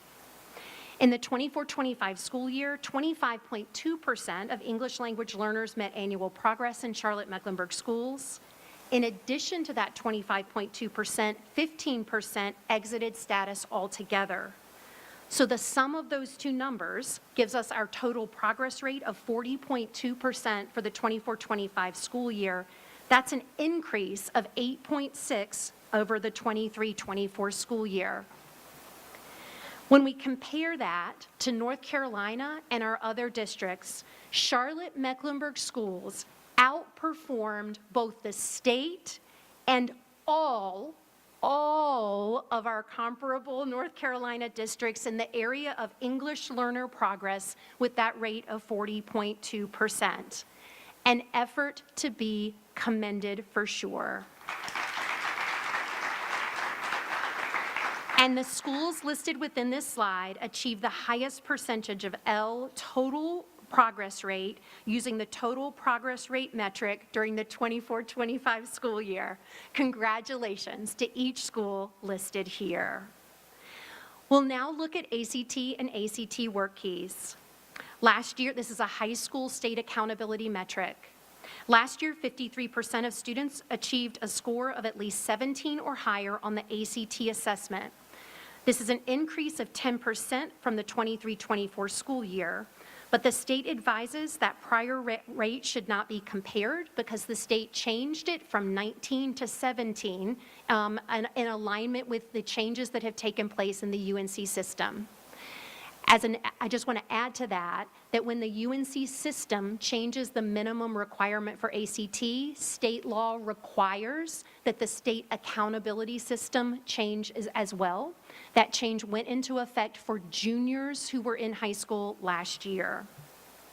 In the state of North Carolina, ACT proficiency performance was 53.8%. ACT performance in Charlotte-Mecklenburg schools was 53%. When we look at the ACT work keys, last year 61.2% of students scored at the silver level or higher on the ACT work keys assessment. This is an increase of 0.4% from 23-24. And you'll note here, the state of North Carolina ACT work keys proficiency was 59.8%, but Charlotte-Mecklenburg schools ACT work keys proficiency was 61.2%. We'll now look at graduation rate. The four-year cohort graduation rate for students in Charlotte-Mecklenburg schools for the 24-25 school year is 84.3%. This was a slight decrease of 0.1 from the 23-24 school year. The state graduation rate was 87.7%. Charlotte-Mecklenburg schools graduation rate was below the performance of the state and comparable counties. And you'll see much conversation around graduation rate taking place both here in Charlotte-Mecklenburg, but also across the state, as it's a part of our state strategic plan with goals centered around graduation rate across the entire state of North Carolina. We celebrate these high schools with increases in graduation rate for the 24-25 school year. Job well done. And congratulations to these high schools for achieving a graduation rate of 90% or higher in the 24-25 school year.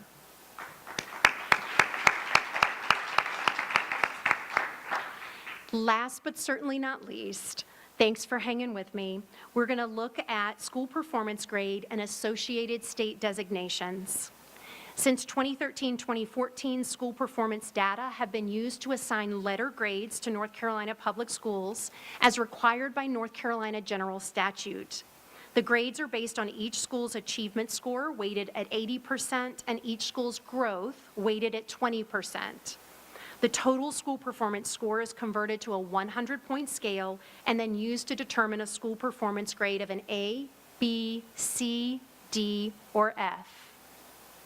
In the 24-25 school year, Charlotte-Mecklenburg schools increased the number and percent of schools earning an A, B, or C designation.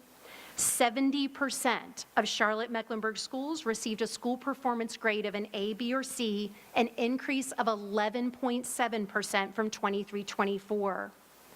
Conversely, 30% received a letter grade of D or F, a decrease of 11.7%, and 55 schools improved their school performance grade from the 23-24 to 24-25 school year.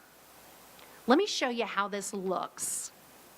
Seen visually, while between 21-22 and 23-24, there were what I would call small incremental improvements in the number of schools with a school performance grade of an A, B, or C. In 24-25, there was dramatic improvement, an increase from 59% of schools with a school performance grade of an A, B, or C to 70% of schools with a school performance grade of an A, B, or C in just 1 year. And when you break that, oh yeah, go ahead and clap. And when you break that down by school performance grade, you see that 9 additional schools now have a school performance grade of an A. 4 additional schools now have a school performance grade of a B. 8 additional schools have a school performance grade of a C.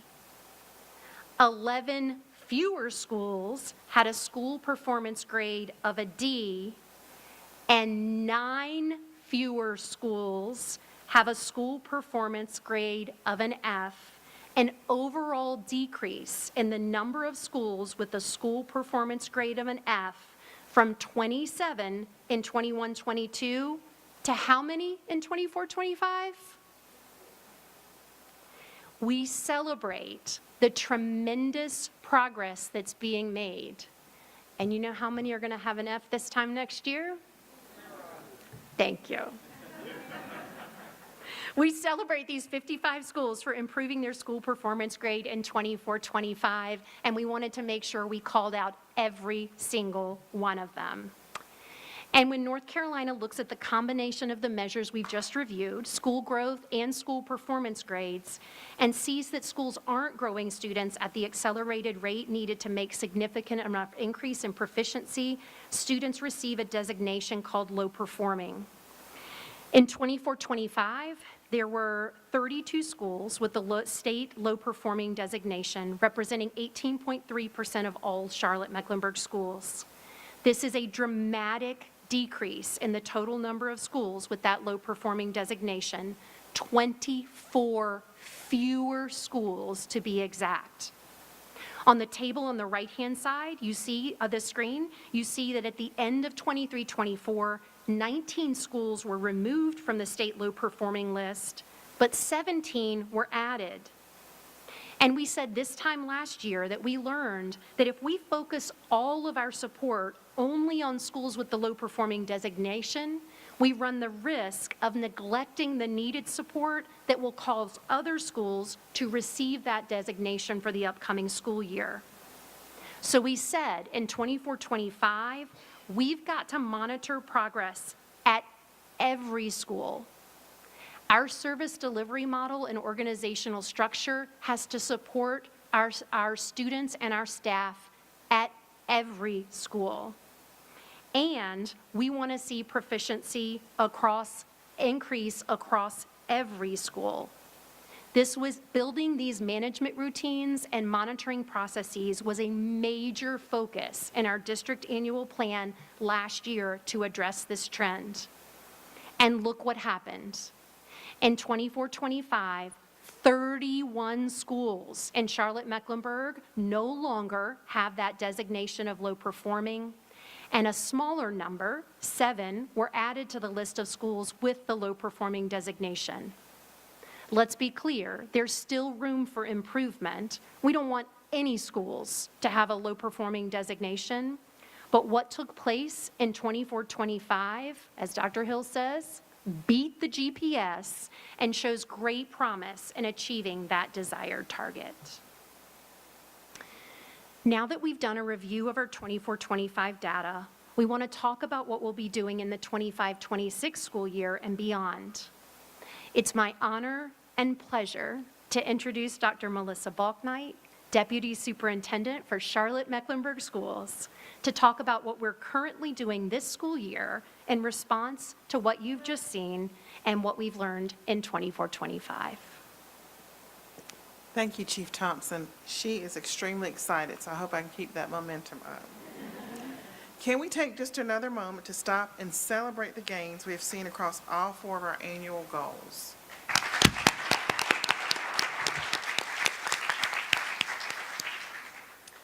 The work we did in 24-25 is evident in the data on the screen and what was just presented. While exciting and uplifting, the work doesn't stop here. In fact, our teams have been working all summer to make sure that the strategies used to make these monumental gains are continued and expanded, so to further our impact on our students in Charlotte-Mecklenburg schools. I'm pleased today to share a glimpse of a few new approaches we're implementing in the 25-26 school year. As always, we would like to start with our district place map. This visual represents our core business in Charlotte-Mecklenburg schools. Our primary work can be found within each of our mission and vision, our district goals, our core beliefs, or our 4 pillars of excellence seen on the screen. Our commitment is to deliver excellence without exception for each student within Charlotte-Mecklenburg schools. We are excited to continue implementing the strategies that helped us have an impact last year, and we are just as excited to implement some new strategies to continue that momentum. We are at this very moment doing the things we said we were going to do this year for our 25-26 annual plan. The actions in this plan are organized around 4 pillars of excellence. While the strategies in the academic pillar are most closely aligned with our goals, the strategies in the other 3 pillars, people, operations, and engagement, are critical to the achievement of the goals. Every district department has actions and targets for their schools and this school year. Every school also has targets and actions, but there are a few areas of focus for this school year that we feel are real game changers in ensuring we meet our goal targets for this year. I'm excited to share a few of those with you. Today, I will outline a few of our strategies to continue increasing academic achievement during the 25-26 school year. The 8 bricks, as we love to call them, outlined on the screen represent the primary change agents we believe impact student success at each school. Today, I would like to emphasize 3 of our bricks that are at the heart of our work: high-quality teachers, strong core instruction, and active student and family engagement. So we didn't waste any time. We started this summer in July. Charlotte-Mecklenburg Schools proudly launched Camp CMS 2025, a dynamic, tuition-free summer learning experience designed to promote academic growth for students and professional development for educators. Serving rising kindergarten through 12th grade students, the program offered 3 key components: academic enrichment, credit recovery, and educator development. For academic enrichment, elementary and middle school students engaged in interactive, rigorous instruction aligned with the 25-26 standards. This early exposure to upcoming grade level content ensured students were well prepared for the next school year. While K-8 students explored future learning, high school students focused on staying on track toward graduation through credit recovery. Critical end-of-course subjects including Math 1, English 2, English 3, and biology were delivered in person, emphasizing mastery of essential standards. Non-EOC courses were completed virtually, providing flexible options for families. Camp CMS also expanded its impact through a unique educator development model. Teachers participated in job-embedded professional development, co-teaching opportunities, and live coaching sessions with district leaders. Professional learning communities were formed both at individual schools and across Camp CMS sites. This enabled educators to collaborate on grade and content-specific strategies that elevate instructional practice. Camp CMS is more than just a summer initiative. It represents CMS' unwavering commitment to academic excellence, educator empowerment, and student success year-round. A big part of what we do is regularly monitoring whether or not what we're doing is working for all of our staff and students. As a part of our continuous improvement model, we intentionally schedule time to stop, look at data and the student experience, and solve for any problems being experienced so that we can make any improvement along the way needed. At the district level, we utilize these 6-week continuous improvement cycles to monitor and advance our teaching and learning strategies. These cycles involve setting clear goals, implementing targeted actions, collecting data, and adjusting practices as needed. This structured approach ensures that our efforts remain aligned with student needs and district priorities, leading to sustained growth and improved academic outcomes. Over the summer, district leaders have collaborated across teams to ensure that we are prepared to deliver on systems and structures within our service delivery model that provide real-time supports across district grade bands. District leaders have set the foundation for ongoing training for those to work most closely with classroom teachers. Our specialists and master teachers play a vital role in supporting high-quality instruction across schools. They provide differentiated coaching, model effective teaching practices, and support data-driven instruction. Their expertise helps teachers refine their skills and ensures that instruction is consistently met with high standards, ultimately benefiting student learning. This year, we are continuing to calibrate the skills across district teams to ensure everyone knows what works for students and to get support to schools faster and more efficiently than ever before. In addition to making sure teachers have pro-social environments for their own continuous learning and teaching, we also know that attracting and recruiting talented teachers is critical.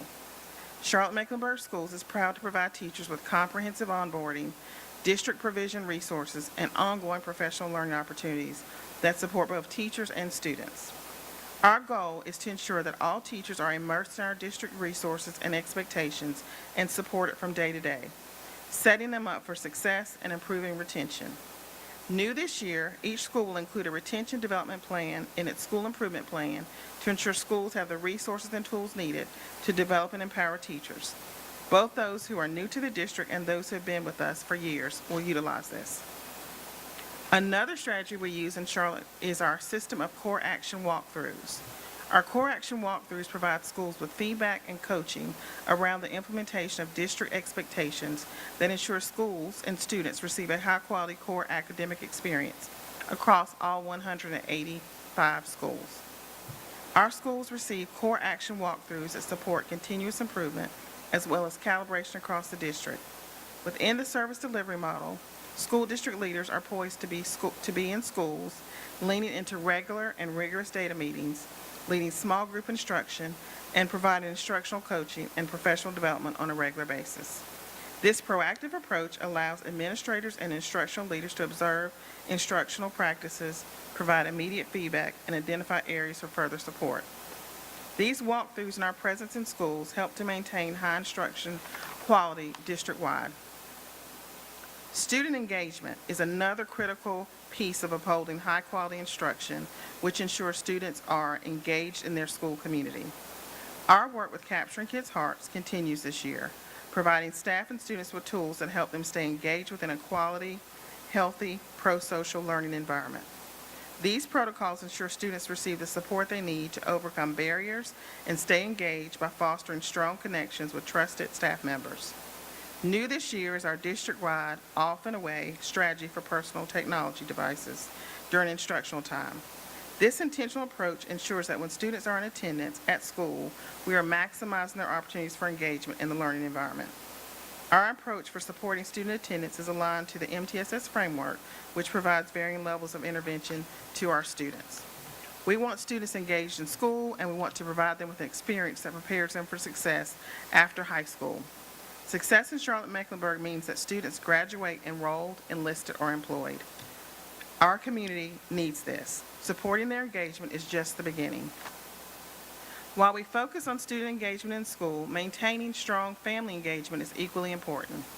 Our family engagement portal continues to keep families informed and involved. This year, we have continued and even expanded the resources available to families on our portal. Our family engagement sessions will change topics based on feedback from families for every session. We continue to increase the number of grade level and content areas with differentiated resources to use at home. We recognize that parents are their child's first teacher. To support this, we are further developing resources that families can use at home, aligned with district standards and assessments. These resources will empower families to reinforce learning strategies and help their children succeed beyond the classroom. In September, we are excited to launch a new Superintendent Speaks series to provide an opportunity for Superintendent Hill to continue her intentional connections with family members. We cannot do this without parents. We appreciate their tireless. All right, so you're watching Live Impact News on WCNC Plus. I'm Nick Sturdivant. We are approaching the bottom of the hour right now. We were getting some updates from CMS officials and looking ahead towards this school year and this press conference that's happening live there. All right, so we showed you there at the bottom of your screen, and here it is, full screen of this incident right here on South Tryon near Remount Road, a block away from South Boulevard, just to kind of give you a general idea where it's at, closed in both directions. So we now know, according to Piedmont Natural Gas, what happened here. So according to Piedmont Natural Gas, a third party unaffiliated with Piedmont Natural Gas damaged a natural gas line while digging underground near South Tryon Street in Charlotte. Piedmont crews are currently assessing the situation and will start making repairs when the gas is off. We are working with local emergency responders to secure the area to help ensure public safety. Again, from Piedmont Natural Gas. Here's what they're saying. They're saying a third party unaffiliated with Piedmont Natural Gas damaged a natural gas line while digging underground near South Tryon Street in Charlotte. Piedmont crews are currently assessing the situation and will start making repairs when the gas is off. We're working with local emergency responders to secure the area to help ensure public safety. Again, that is an update we just got in a couple of minutes ago from Piedmont Natural Gas on this incident. So if you're in this area, just be on the lookout, road closure, and what's happening there. All right, so we'll continue to keep our eye on that situation. All right, so let's go back to CMS press conference, giving us data and information on numbers from the previous school year in context with the school year before that, along with looking ahead to this school year. They're in the week 2 right now. So that press conference is continuing. Let's take a listen into what's being said right now. Student discourse and academic monitoring. Let's give Principal French another round of applause.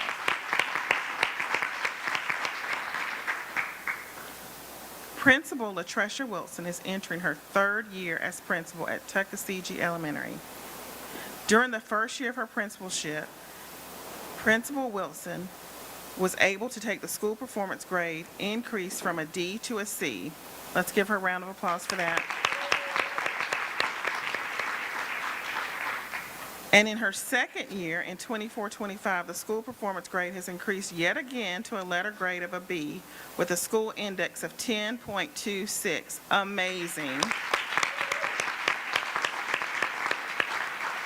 Ranking in the top 5 in growth across all schools in Charlotte-Mecklenburg schools, along with other school-based improvement efforts, Principal Wilson can speak to the power of aligned leadership, data-driven instruction, and deeply rooted culture of trust and high expectations. She has led the school in building highly effective professional learning communities that engage in regular cycles of data and student work analysis, developing instructional action plans, and consistently monitoring and responding to student progress. And this is her 3rd year as a principal. Let's give her a round of applause.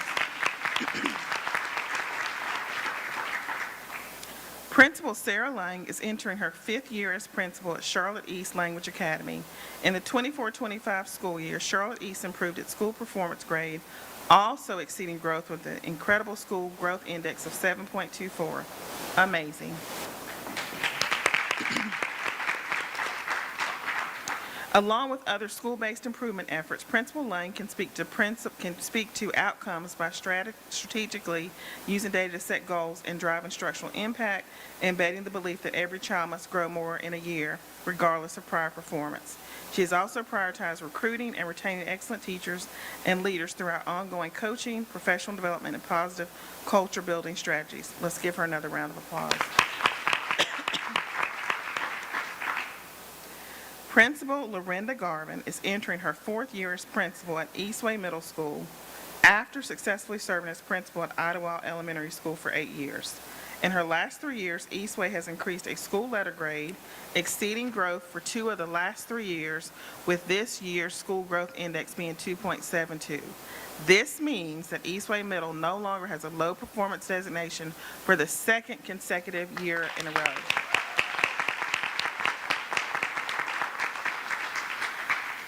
Along with other school-based improvement efforts, Principal Garvin can speak to the effectiveness of well-planned, data-driven small group instruction. By strategically utilizing EVOS data, she successfully enhanced student academic achievement. Let's give her. You're watching Live Impact News on WCNC Plus. I'm Nick Sertovant. We are approaching the bottom of the hour, a minute off from the bottom of the hour, 2:29 right there. That's a press conference from Charlotte-Mecklenburg School District leaders. We want to shift away from that to bring you some more breaking news, more of a breaking news update. So we reported a couple of days ago that Fort Mill and Tega were under a boil water advisory. That's because a 24-inch water main broke overnight a couple of days ago, I should say, near Highway 21 and Colt Harp Road in Fort Mill.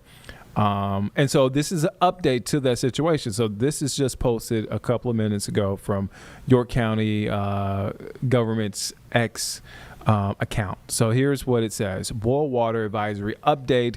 Due to circumstances beyond our control, the lab that processes water samples for the county experienced a delay. We now expect results Thursday morning. We strongly regret this delay. As a result, the boil water advisory remains in effect. Again, I just want to point out from the Post, the boil water advisory remains in effect for a lot of folks in York County, South Carolina. This comes after a 24-inch water main broke there a couple of days ago near Highway 21 and Colt Harp For Road. those who might not know, if something like a landmark, it's Ann Springs, Close Greenway. That's right there. Okay. So that's probably the landmark everybody kind of knows down there. Okay. So folks there, and again, York County officials saying, hey, we apologize for this delay, but continue to go with this boil water advisory. And again, this is Fort Mill, Tega Cay area in York County. It's like right near the line. Right near the, yeah. okay. So that's the update there. If we have any more updates on this situation, we'll continue to keep you updated, not to sound redundant, but updated here on Live Impact News on WCNC Plus. All right, well, let's go back now to this. CMS is talking about some of the achievements and data from last school year, along with what they are looking at this year. Let's take a listen in to what's being said right now. And allows us to focus directly on what each child needs without wasting time. Teachers, specialists, support staff push into classrooms to meet students where they are. Our most impactful strategies are as follows. Consistent monitoring of growth through formative assessments and making quick adjustments. Celebrating progress and achievement to build student confidence. Our most impactful strategy has been the use of subgroup data, where we create small group targeted groups. This allows us to align student work to each child's unique needs. Combined with the arts, creativity, and collaboration, our classrooms are full of engagement and momentum. So how do we keep this momentum going? Looking forward, our plan is to continue to build on this foundation. We will refine how we use data, provide professional learning to strengthen small group and arts integrated instruction, and deepen our partnerships with families and community organizations. This will allow us to keep the momentum moving in the right direction and ensure every child grows academically and socially every day. Dr. Hill and team, thank you for believing in me and in my ability to lead UPCA. Being placed here was a calling that I have accepted, and we have changed trajectories over the last 2 years. Finally, none of this will be possible without our incredible team. I want to thank our assistant principal, Baldwin, for accepting a call to be our AP, our teachers and support staff for their dedication, our rising stars for their resilience and creativity. You're watching Live Impact News on WCNC Plus. I'm Nick Sturtevant. Thank you for staying with us and hanging with us here on Live Impact News on WCNC Plus. Right now, you're watching CMS officials talk about the district's performance data that's been going on for about an hour at this point. Getting some good information, context, information from last year and looking ahead to this school year. All right, so we want to step away from that. We want to take a break. We'll be back in 2 minutes here on Live Impact News on WCNC Plus.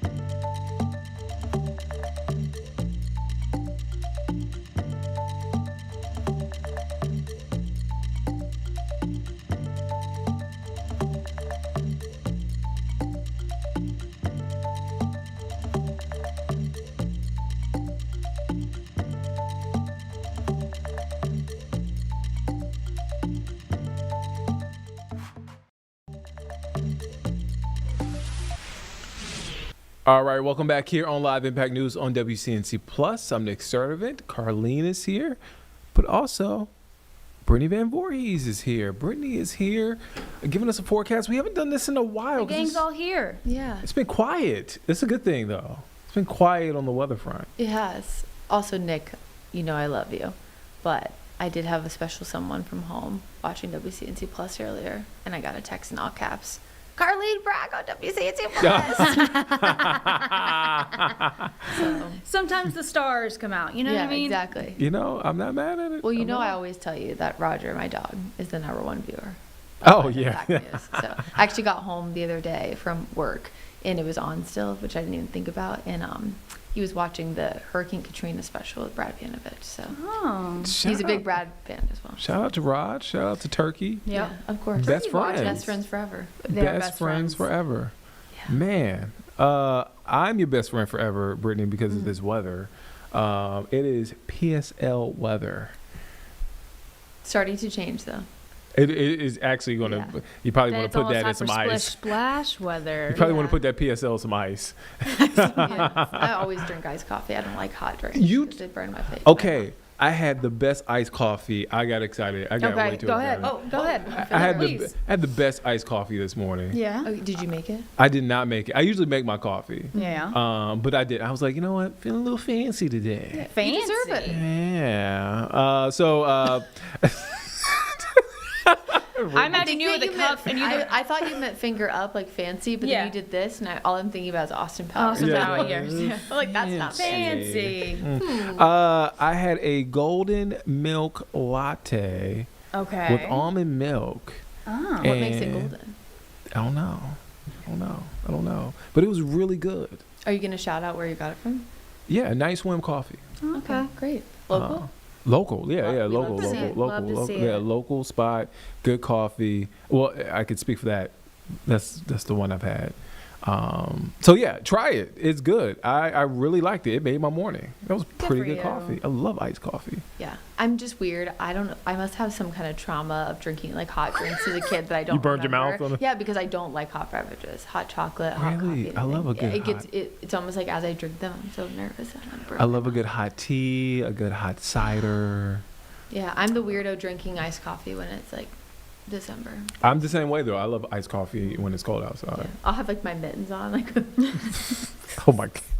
All right, let's shift gears enough here. of my shenanigans. Speaking of the dogs, it is still a very, very nice day to take the dogs out for a walk. I would definitely keep an eye on their feet though as we get closer to the weekend, because as of right now, still sunny, still seeing some clouds mixing in, but what you're going to notice, especially the next 2 days, is an increase in our local humidity. And with that being said, there's also an increase in moisture, and that has resulted in rain mainly to the mountains and foothills the next few days. We're going to look at future casts a little bit later where you'll be able to see kind of how that rain breaks down as it gets closer to us here in the Charlotte area. But this is a live picture there from App State. It's not actively raining right now, but if you look at where they're doing construction, it looks like this is from the Convocation Center view. You can see that the dirt is wet, so it's pretty muddy right now. We were dealing with during midday a lot of people on the roads. You could see taking it slow because the roads were a little bit slick. It wasn't heavy rain, so it looks like a lot of that has evaporated, but it's just not a great day right in the mountains. Pretty gloomy. Here's a live picture right now of radar. Again, you can see light rain for the most part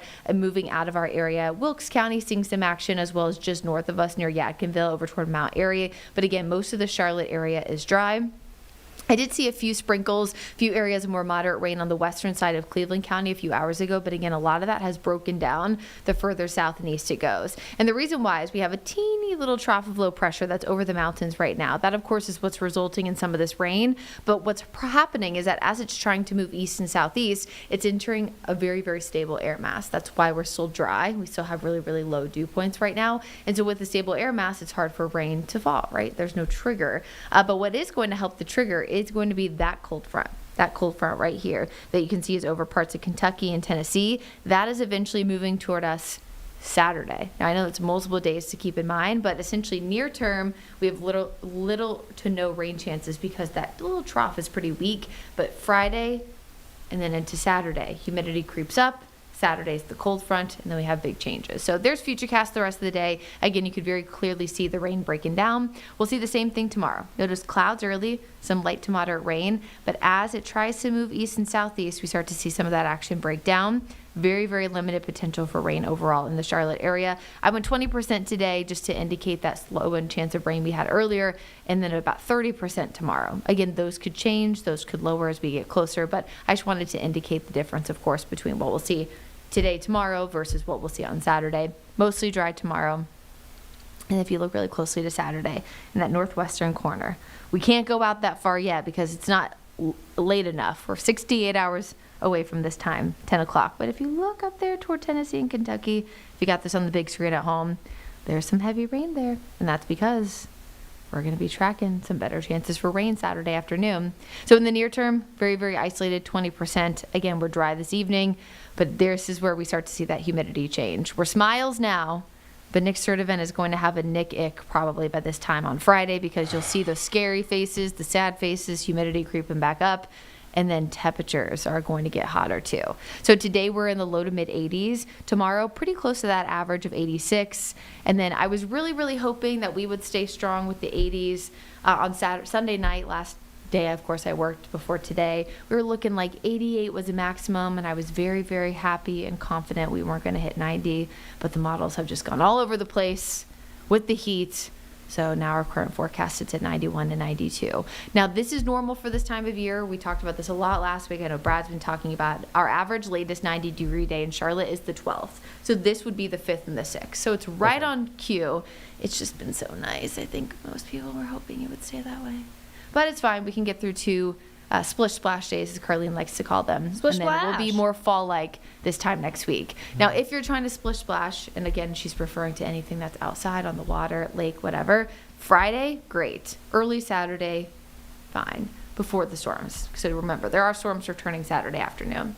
In the tropics, we're a week away from the historic peak of hurricane season. One tropical system to watch. High chance it becomes our next tropical depression over the next week. Here's the great thing about where it is right now is that most systems, again, most systems that happen this, or when I say happen, that form this far east, normally take a trek out to sea just based on how far east they form. It's just a very normal positioning. Again, something we'll watch, keep an eye on, but nothing we're concerned about right now. There's plenty of water temperatures that are nice and warm to work with that.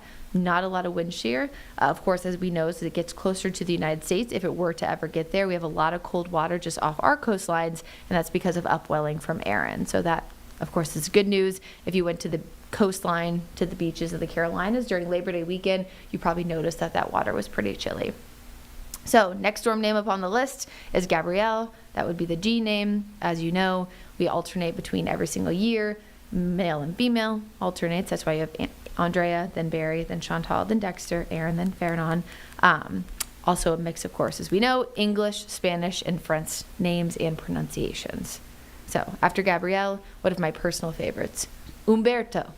So hopefully we at least get, hopefully Umberto stays away, but it's one of my favorite names that we've ever talked about. Here's the 7-day forecast. Again, tomorrow, very limited chance for rain. Friday, nice and dry. Afternoon storms become likely Saturday afternoon, and then cooler and drier air eventually returns by late next week.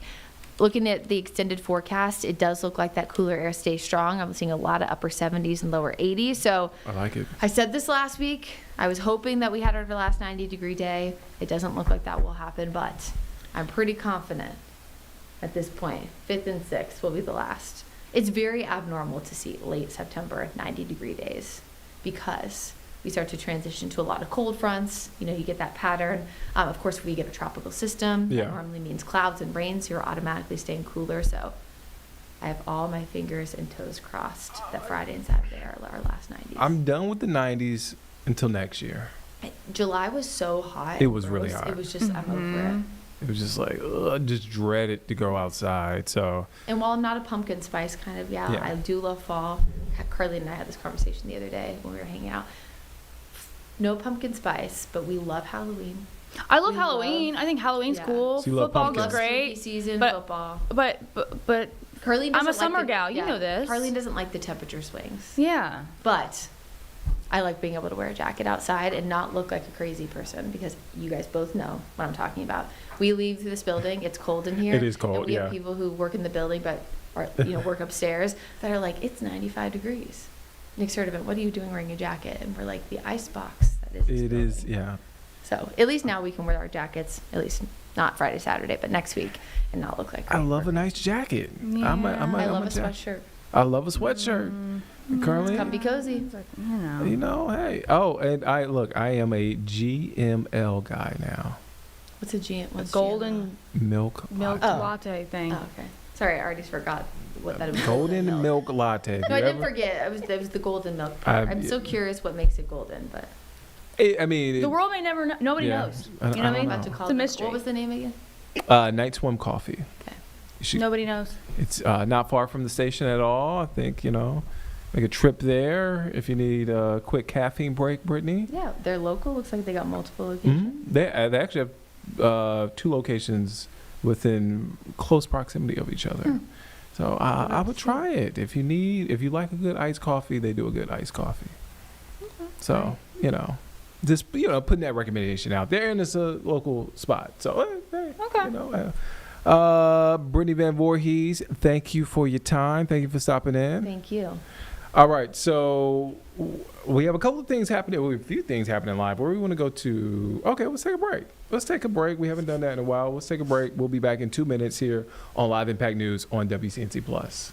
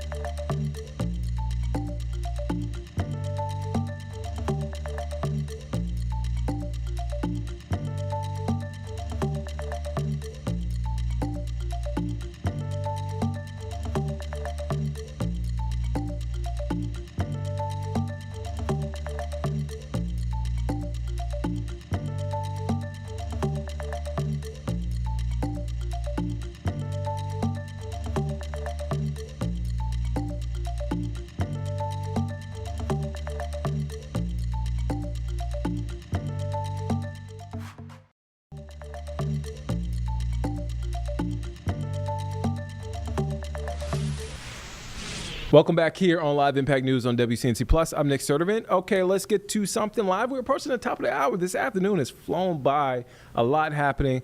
You know what? Let's go back to North Charlotte. CMS is holding a press conference. Officials there talking about performance data within the school district and looking ahead through this school year. It's the second week of school for students and teachers within CMS. Let's take a listen in to what's being said right now.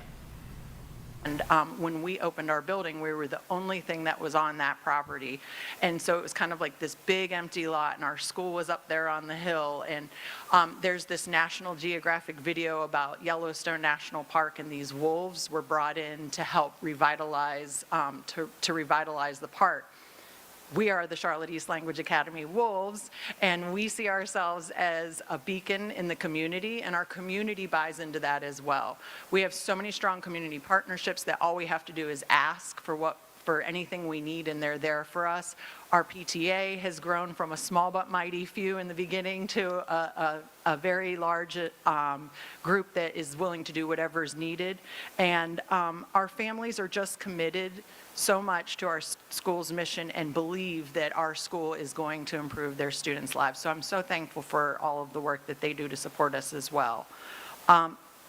So as far as the upcoming year, my new theme for the upcoming year, we're knocking on the bee's door. So our new theme is to level up for the upcoming year. We don't have any time to rest on our laurels and bask in this success. We're ready to keep pushing. And we're really going to be teaching students to take more ownership of their own success and realize that what their impact on their success is. And so we're really excited about what we're going to see students be able to do using that new theme of level up for the upcoming year. So that's Charlotte East Language Academy. I would encourage anybody to come out and see us.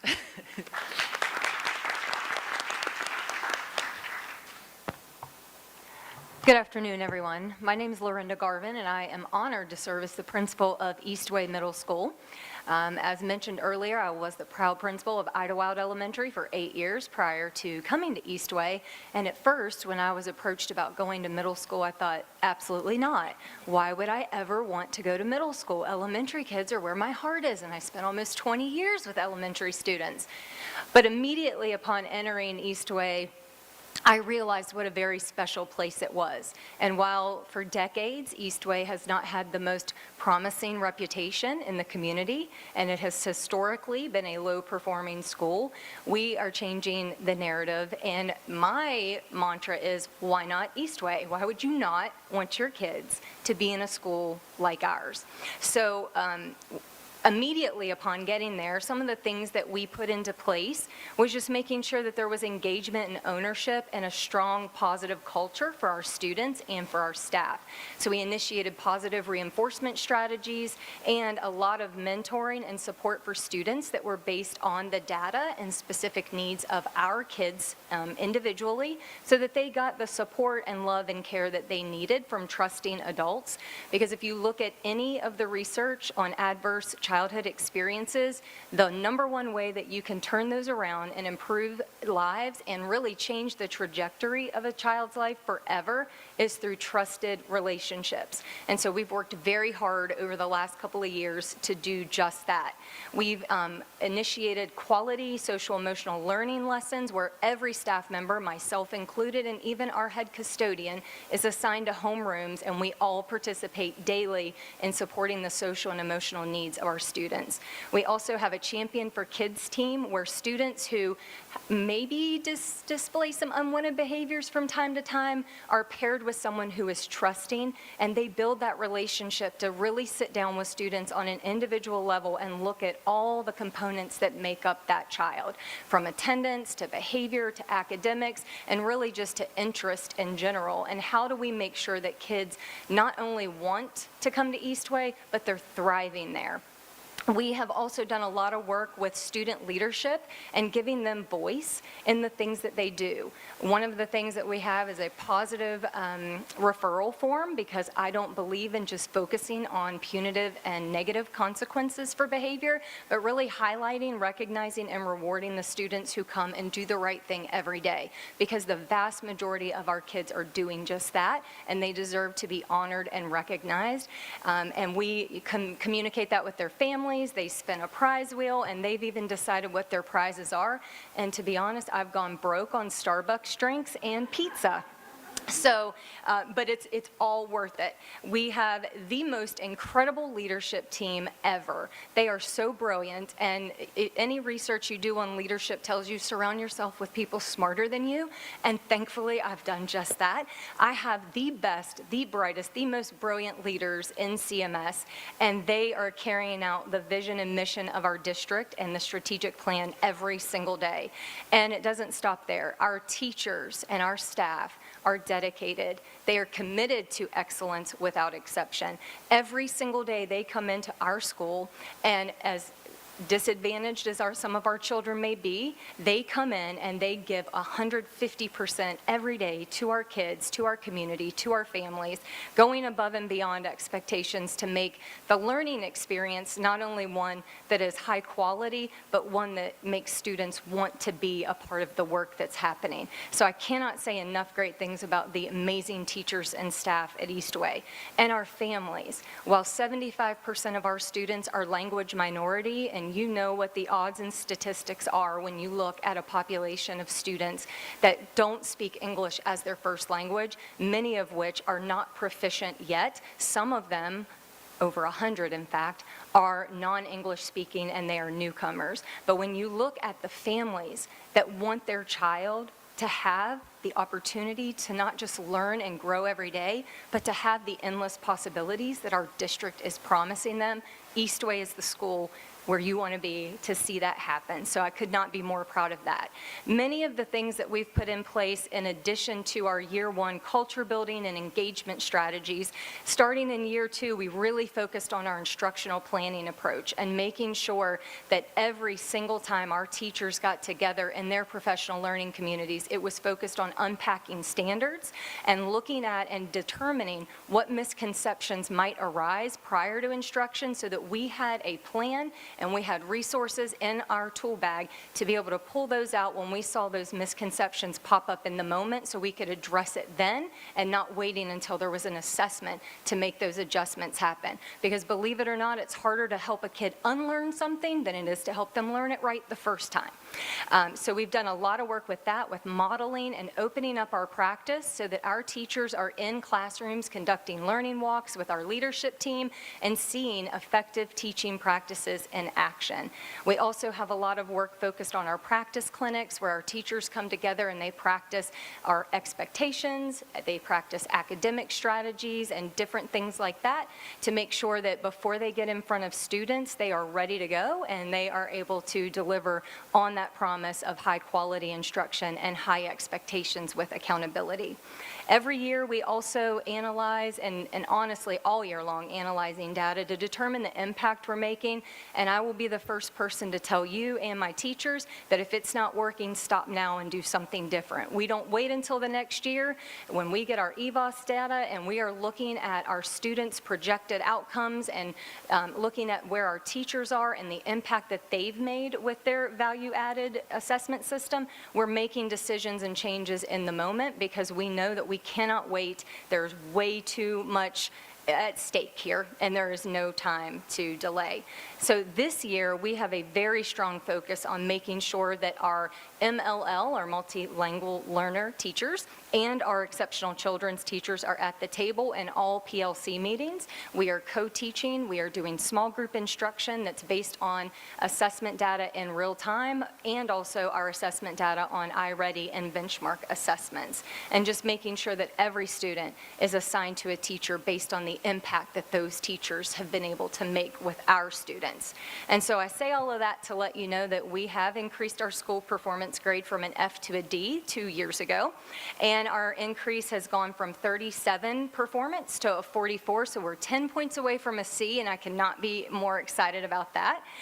We have increased our performance in reading and math from a performance of 35 to 43, which is a D from an F, and math from 38 to 51, which is a D from an F. Our economically disadvantaged students are right there at 45, and we have exceeded growth back-to-back years. We have increased our language arts proficiency in our school from 20.2 to 26.6, our math from 25.6 to 33.5, our overall school composite from 25.4 to 30.3, so getting into the 30s was huge for us. And our grade level proficiency has increased in reading and in math for every grade level this year. We've quadrupled the number of students who have exited multilingual learner services through the Access Assessment and had a 7.5% increase in our students meeting the English learner proficiency goal standards as measured by WIDA. So definitely excited about the work that's been done, excited about the work that we will continue to do at Eastway, and I encourage all of you to follow us the way is the way we're doing things, and we're doing it based on our strategic plan of CMS. So I want to thank our superintendent, Dr. Hill, and of course, Dr. Bulknight, Ms. Thompson, Dr. Medlock, and Jennifer Willoughby, formerly Dean, my school performance area superintendent, who has been instrumental in supporting me over the past year. I can't say enough wonderful things about the leadership structure and the way that our support has been given to schools. So thank you very much. Good afternoon. I'm Tanya Branham. I am the proud principal of Philippa Berry Academy of Technology, where I've just opened in my 4th year. We are so excited and want to thank you so much for just having the opportunity to have us here, Dr. Hill and Dr. Bachnight and Ms. Thompson. So Philippa Berry is such a wonderful place for us. Our students, we have such a high culture of expectations.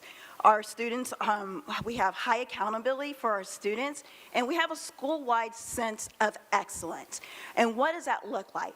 Having a sense of excellence as well as that accountability for our students, we want them to be prepared. We want them to be ready. So we look at, one, building a sense of community. So building a sense of community starts with our students. We want our students to be centered, focused. We want our students to feel seen, heard, and supported by our teachers. And in doing so, this opens up their comfort level in the classroom. We, last year, actually implemented Capturing Kids' Hearts. And with Capturing Kids' Hearts, we utilized the strategies that took place to build those relationships with our students. We were intentional, and I use the word intentional, and focused in all that we do. And so we were intentional in how our teachers started the classroom with that greeting of our students, ensuring that students had the opportunity to collaborate with each other, as well as the affirmations that took place. Having students affirm each other, having the teachers affirm our students. That is something positive that they needed to hear, and that they needed to see that as adults, we were doing that with one another, and that we expected that with our students. We also focused on our data systems. And so with our data systems in place, we had tight structures. So the moment that our students walked into the classroom, our teachers knew where our students needed to go, how they needed to get there, and then the projection and how we were going to move our students. So like, what were those action steps? So within our professional learning community, we looked at skills that students had mastered, gaps that our students had. But our conversations around data did not just stay with the adults in the professional learning community. Those conversations we had with our students. And so within the classrooms, that the data that are the conversations that our teachers had with our students knew where they were when they entered into the classroom, and where they needed to grow and how they needed to grow. Now, I'll be honest, for some of our students, it was quite daunting because we had students who had never been proficient before, and so looking at the growth that they needed to make, it could be a little scary for our students. And so I go back to where we had to build strong relationships with our students. The trust factor was so important, and so no matter how far or how wide that growth was that our students needed to get to, we wanted our students to feel like they were supported. Again, being intentional, our teachers also looked at data. And so with the data, they identified any gaps. They also looked at any strengths that they had, so that we weren't only focusing on the students where there were gaps, but what, again, were some of the positive outcomes from our students. And so in doing that, our support specialist, our master classroom teacher, he was able to specifically help provide some with targeted interventions, as well as some of our other support staffs along the way.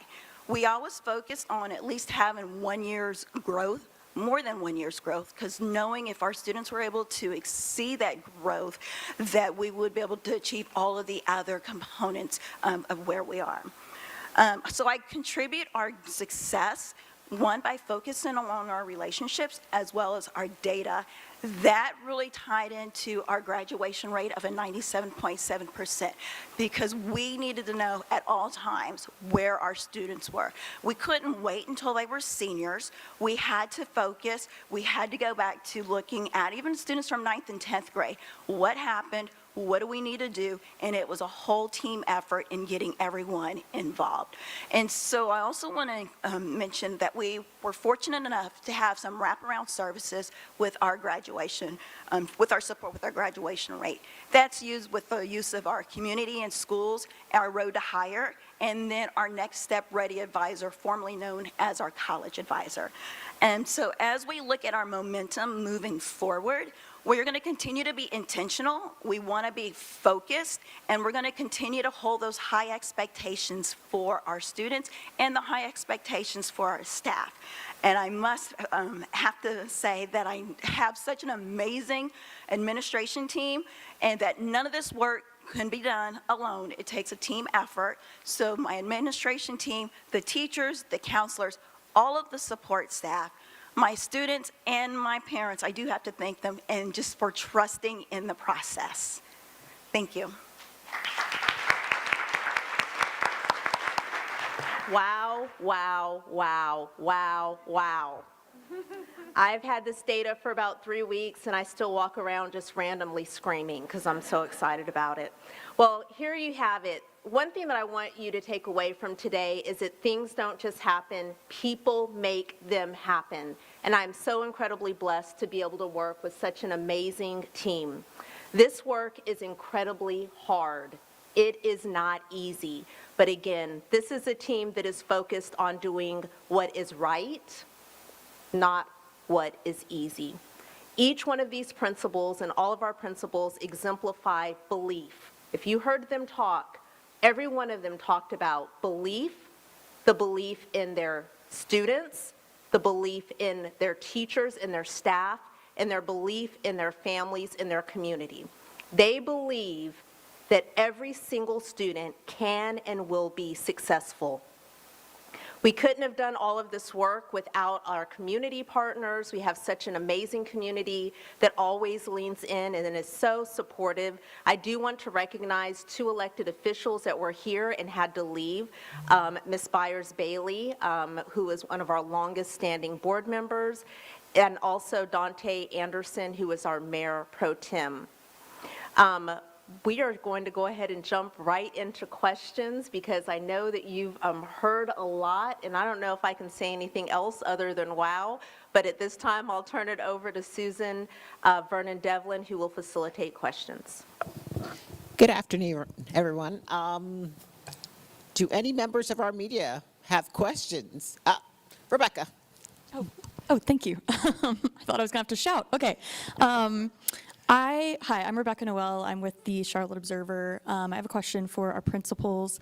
I was wondering, in y'all's opinion, what were the biggest sort of challenges and obstacles when it comes to improving student performance, and how did you approach tackling those things specifically?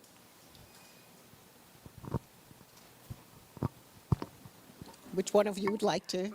I would say it was student belief, having them believe in themselves that they can truly do the work. And so again, I go back to where it was so important to build relationships with our students so that they knew that we were a support system, that we weren't against them, and pulling in our parents as well. So again, the biggest challenge was just really getting the students to believe in themselves. And once they do that, it's endless in what they can do. I'll say for us at University Park Creative Arts, really understanding what we're putting in front of our children, the instructional piece, having teachers provide them with the professional development, digging really deep into the curriculum, what is it that they need to learn and how do you deliver it. So the delivery for us was the disconnect, and once the delivery was on point, we started seeing children growing. Because we were able to teach them in a way that they could understand. Thank you. James? Hi, I was wondering, when you guys are looking at the district-wide reading scores, if you could touch on how much you think that shows impact from the state's investment in letters training and the science of reading versus how much of that impact maybe is still yet to come, since I know this is the first year that all teachers across the state receive that training. We definitely think that the letters training has had a significant impact, and as we continue to train new teachers that come in, to have that core expectation experience for all of our teachers and how they start with the literacy work has been very impactful. And as the state is there renorming the reading assessments, we know that they're also doing a more intense focus moving forward with integrating the science of reading into the work. And so that's important, and we anticipate that that will continue to support our students and our local provision resources as well. Dedrick? I know you had talked about improvement cycles and how you use that. Wanted to know how effective was that, and at any time did you have to adjust and pivot? So we will do a more intense approach for the 25-26 school year, but we certainly started improvement cycles and have been doing them for a while. And I think many of the principals shared that that's the thing that we do as educators. We observe and we make decisions and shift and adjust. We can't wait. We don't have the time to wait. So we adjust in real time to meet the needs of our kids. It was something that I mentioned when I talked about my school, like that we do periodic meetings where we come together and look at where the hot spots might be, where growth isn't occurring at the rate we would like to see it and that we know kids are capable of, and redeploying our human resources, or possibly in our case, we had to tweak our middle school schedule to change the block time to allow for more small group instruction. So yes, it's a part of an ongoing process that we have that built in to be doing that throughout the school year. Okay. Rebecca? Thank you. Something that Principal French said earlier kind of got at one of my questions that I had, and he said the number one way to keep teachers in schools is to value their work.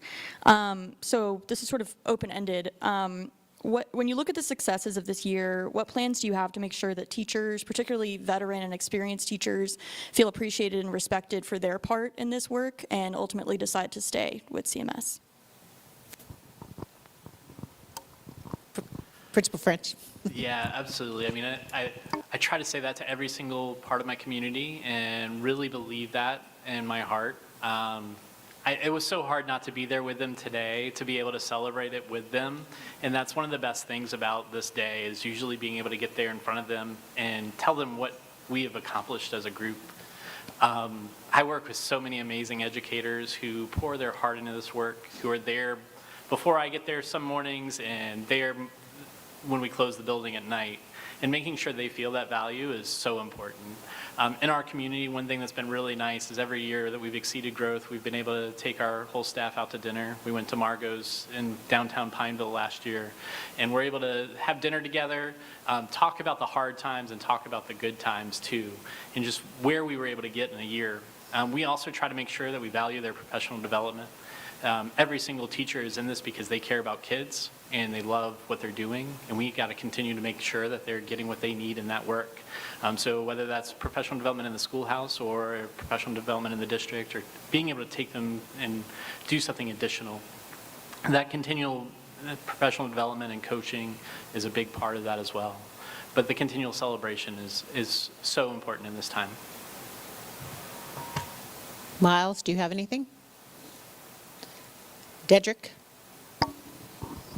Yeah, good job, but just wanted to know, talk about those schools that are still D and F. You still have some schools. It's not easy work, so just want to know what's the plan so that more schools next year will be able to join that list.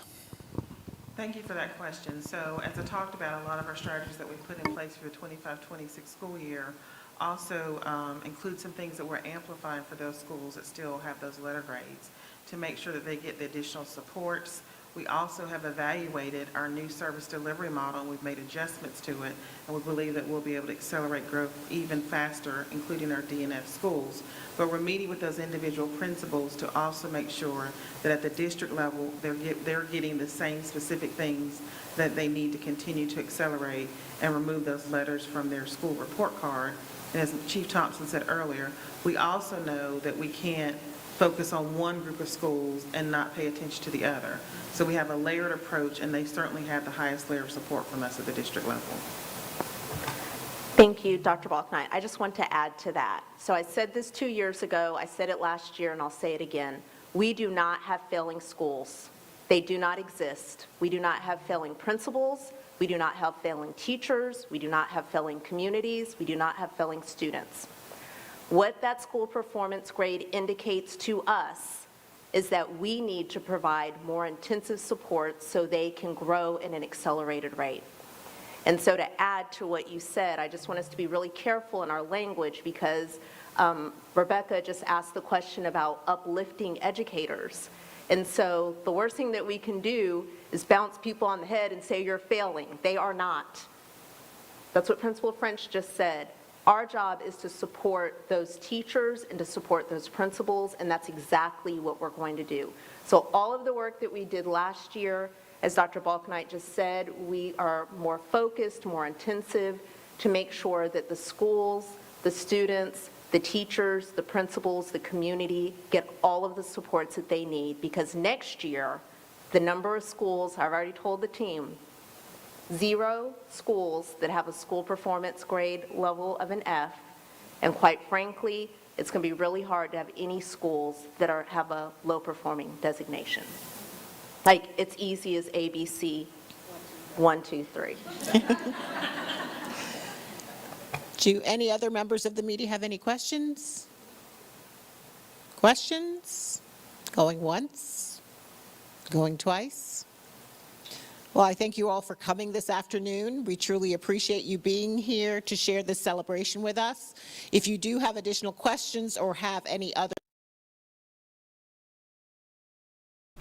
All right, folks, we saw CMS there releasing some new data from the North Carolina Department of Public Instruction.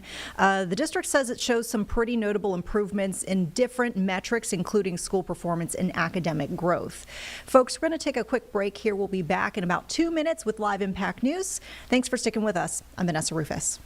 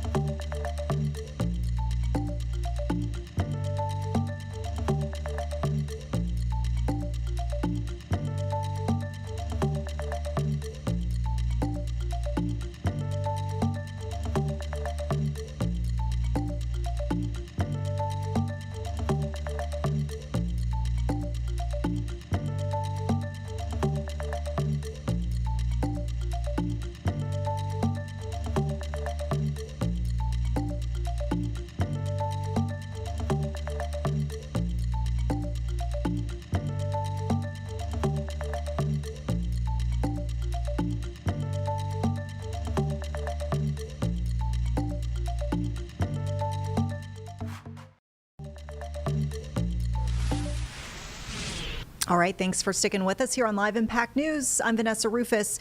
We've got a new feed coming into our newsroom here. This one is out of D.C. as a Congressional Gold Medal ceremony is underway, honoring the Harlem Hellfighters, an African-American infantry regiment in New York National Guard, known for their service in World War I. Let's listen in. Forces. Mr. Speaker, Leader Jeffries, U.S. Secretary of Defense, and my good friend and Senator Gillibrand. But I am especially proud to be here with families of the 369th Infantry Regiment, the Harlem Hellfighters. Your presence reminds us that this is not only history, this is family, this is legacy. This is sacrifice written in black blood, sweat, and tears, passed from one generation to the next. And as an Ohioan and Chair Emerita of the Congressional Black Caucus, I was proud to join my friend and colleague, the Congressman from New York, Tom Suozzi, joined with the Congressman from Harlem, as he would say, Congressman Adriana Espaillat, to introduce the Harlem Hellfighters Congressional Gold Medal Act of the 117th Congress, and that President Biden signed into law on August 25th, 2021. And I am proud that Ohioans were among the many who served and sacrificed with the Harlem Hellfighters. Tom, thank you.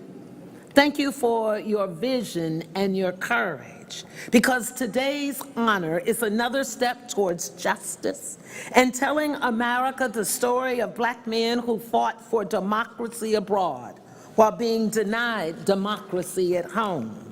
The Harlem Hellfighters wore the uniform of a nation that segregated them, yet still they fought with unmatched valor and unshakable courage. Fighting under French command, they spent 191 days on the front line, never lost a man to capture, never gave up an inch of ground. The Germans named them the Hellfighters for their relentless spirit. The French decorated them with the Croix de Guerre. But in America, they returned to racism and often to second-class citizenship, to a silence that lasted too long. But today, Tom and Adriana, today, more than a century later, we say their names, Miss Willett. We honor their sacrifice. We lift up their story as part of a great American story, a story written of black heroes. And as Chair Emerita of the Congressional Black Caucus, and on behalf of our 12 founders of the CBC and today's 61 members, we say, Harlem Hellfighters, we remember you, we honor you, we thank you, and we will never let this nation forget you. God bless you.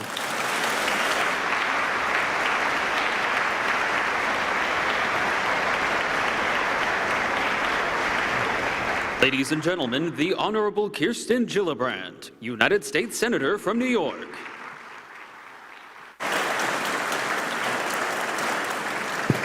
Good afternoon, everyone. I'm so grateful that this day has come. I remember the first day when Tom called me and said, let's get this done. That was years ago. And so now to be able to be here together at this moment to celebrate such an incredible moment in history is so meaningful. I want to thank our leaders, Leader Schumer, Leader Thune, Leader Jeffries, Speaker Johnson. I want to thank the congressional delegation. You really led this effort, Tom Suozzi, Adriana Espaillat, and Joyce Beatty, for your outstanding vision and leadership to get this across the finish line from the very inception. Most importantly, I want to thank the family and the members and loved ones of these brave heroes that we are here to honor. I'm so glad that we are here to recognize New York's 369th Infantry Regiment, the Harlem Hellfighters. While their national recognition is long overdue, today we rightly honor the brave men with Congress's highest expression of national appreciation for distinguished achievements, something that was so important to our nation's history, the Congressional Gold Medal. The Harlem Hellfighters served our nation with distinction, spending months in the trenches and in combat operations where they demonstrated remarkable courage and sacrifice. Though initially assigned to just unload ships, this unit of brave warriors went on to spend more time in continuous combat than any other American unit of its size, suffering 1,400 casualties, more than any other American regiment. They fought with such determination that our French allies called them the Men of Bronze, and even their German adversaries gave them the moniker Harlem Hellfighters. Never losing a position, these men fought fiercely to defend American freedoms and values overseas, and they did so even as they faced segregation and prejudice here at home.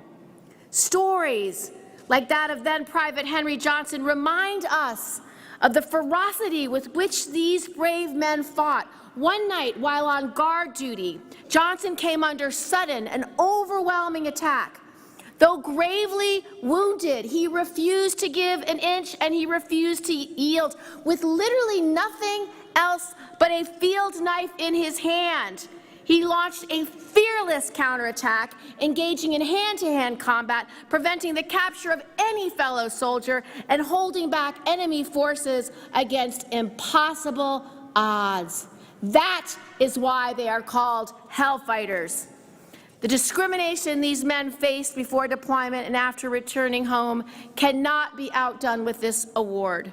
Still, the Congressional Gold Medal offers us a chance today to honor the bravery they showed and the sacrifices they made in service of our national values, values that they are still very much striving, all of us living up to today. I was proud to lead this in the Senate. I was proud to work with my colleagues. I'm most proud that these men and women came from our great state, Harlem. And I'm so grateful that we are all here to celebrate their extraordinary bravery. Thank you.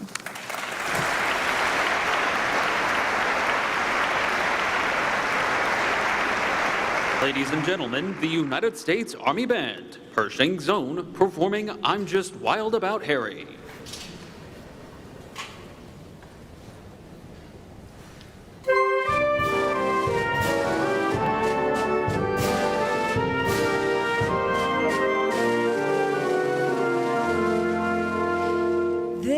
Just one fellow for me in this world.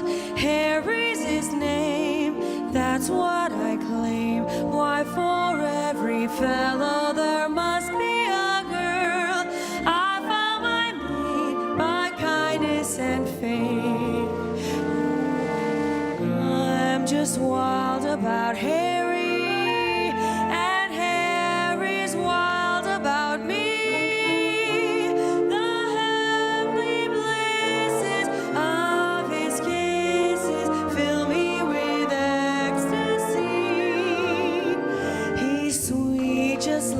Chocolate candy, and just like honey from a bee.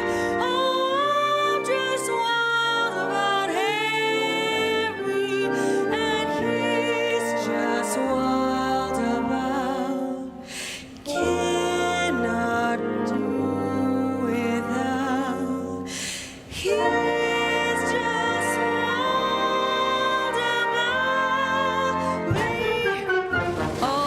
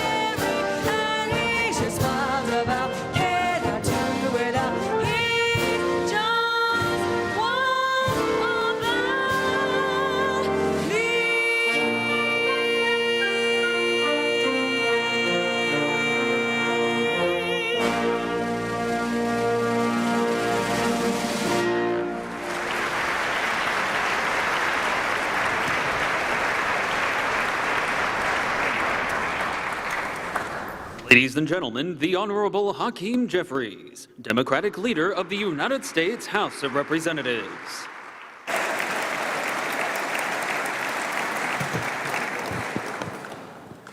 Speaker Johnson, Leader Schumer, Senator Gillibrand, to Representatives Swazi, Beatty, and Espaillat, who championed this effort, members of the Cabinet, Secretary Hegseth, members of the administration, distinguished guests, families, and all those assembled. It's a high honor and a distinct privilege on behalf of the House Democratic Caucus to deliver a few words as we celebrate the heroic Harlem Hellfighters. Black troops have fought valiantly in every war undertaken by this nation, beginning with the American Revolution. But the Harlem Hellfighters were one of a kind. They were brave, bold, and beguiling patriots who loved America even when America didn't show the same love to them. The Harlem Hellfighters trained for combat, but when it was time to deploy, they were not allowed to march in the farewell parade because of the color of their skin, but they still loved America. These soldiers were sent across the Atlantic to unload ships, supply troops, and dig trenches. Unglamorous, dangerous, yet important work.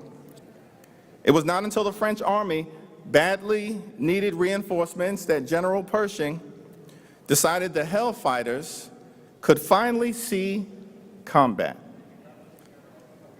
But with the French army, not alongside American troops.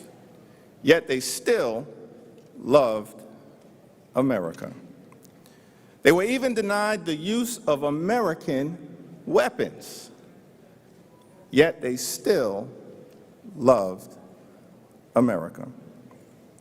The Hellfighters' legendary commander, William Hayward of Nebraska, noted in a letter that our great American general simply put the black orphan in a basket, set it on the doorstep of the French, pulled the bell, and went away. They were set up for failure, but the Lord works in mysterious ways. And the Hellfighters were heavenly ordained. The Harlem Hellfighters spent more time on the front lines than any other American unit, never ceding an inch of territory or losing a single POW. Private Henry Johnson, who stood only 5'4" and weighed just 130 pounds, became one of the first Americans ever to receive the highest French military award for valor after fighting off over 20 enemy troops, single-handedly, with nothing more than a jammed rifle and a bolo knife. He gave them hell. When recounting his service, Private Melville Miller of the Harlem Hellfighters said, "Every man felt he was in the best squad, in the best regiment of the whole dang United States Army." Private Miller, when speaking about the equipment used by the Hellfighters, observed, "We were issued French helmets, French rifles, French ammunition, French canteens, and instead of water, we were issued French wine." Turns out that serving with the French did have some benefits. Upon returning home to the United States, the Hellfighters hoped that fighting for democracy abroad would strengthen the fight for equality at home. Yet these hopes, we know, were quickly dashed. These courageous heroes had to deal with the indignities of Jim Crow segregation, a lack of recognition for their heroics, and even exclusion from the World War I victory parade. But the enduring spirit of America is one of gratitude. And thankfully, that wasn't the end of their story. Monuments now stand for them. Posthumous awards have been issued. And today, the entire 369th Infantry Regiment is being given the Congressional Gold Medal, the highest honor conferred by Congress, the Article I branch of government. That's the enduring spirit of the United States of America. The Harlem Hellfighters went from relegation to elevation. We will never forget their bravery. We will never forget their service. We will never forget their patriotism. Their story will live on forever. God bless you. God bless the Harlem Hellfighters. May God always bless the United States of America.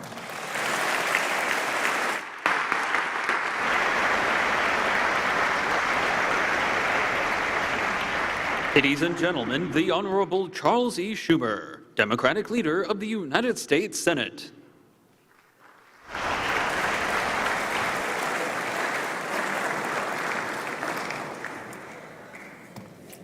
Speaker Johnson, Leader Jeffries, friends, families, veterans, guests, and my colleagues who joined me in leading this effort, Senator Gillibrand, Congressmembers Swazi, Espaillat, and Beatty, and many others, including somebody who fought so hard for the Hellfighters, my dear friend who we dearly miss, Congressman Charlie Rangel.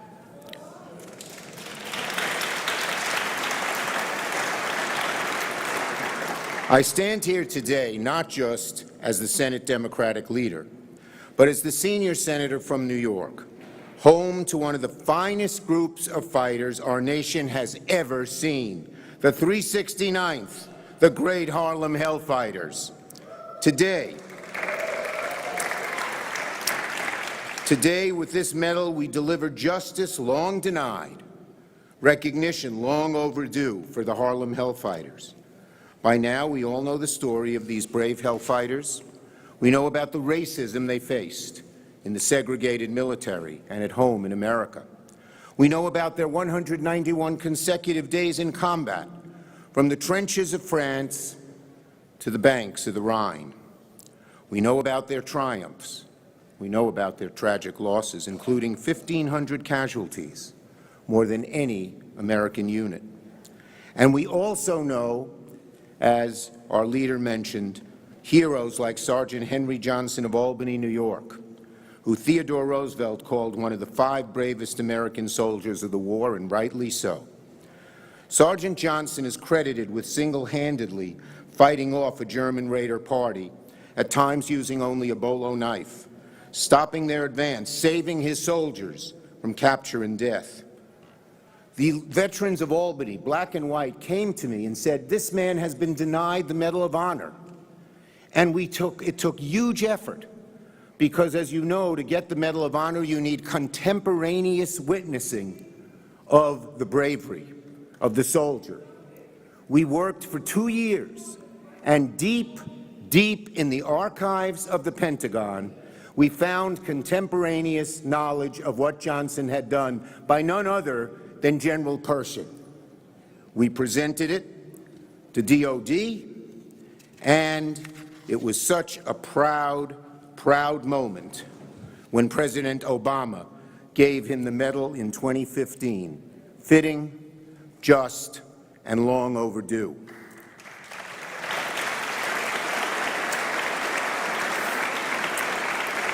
I was also proud when it was announced that they would be renaming Fort Polk to Fort Johnson in his honor.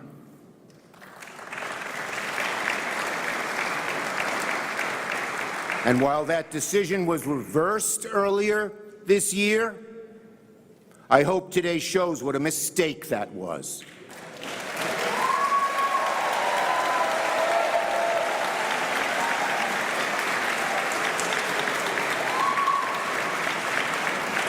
And why a base deserves to bear the name of one of Harlem Hellfighters' finest.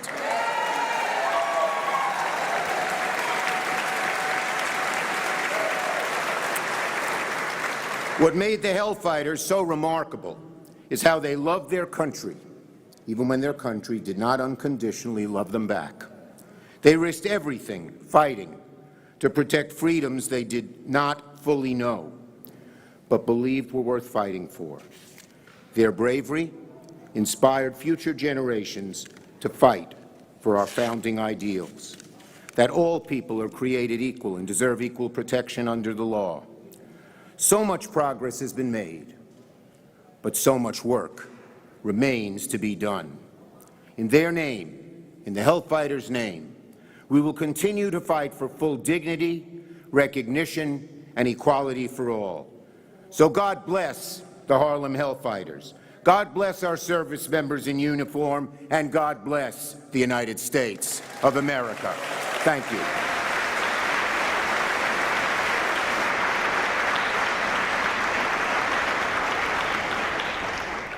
Ladies and gentlemen, the Honorable Mike Johnson, Speaker of the United States House of Representatives.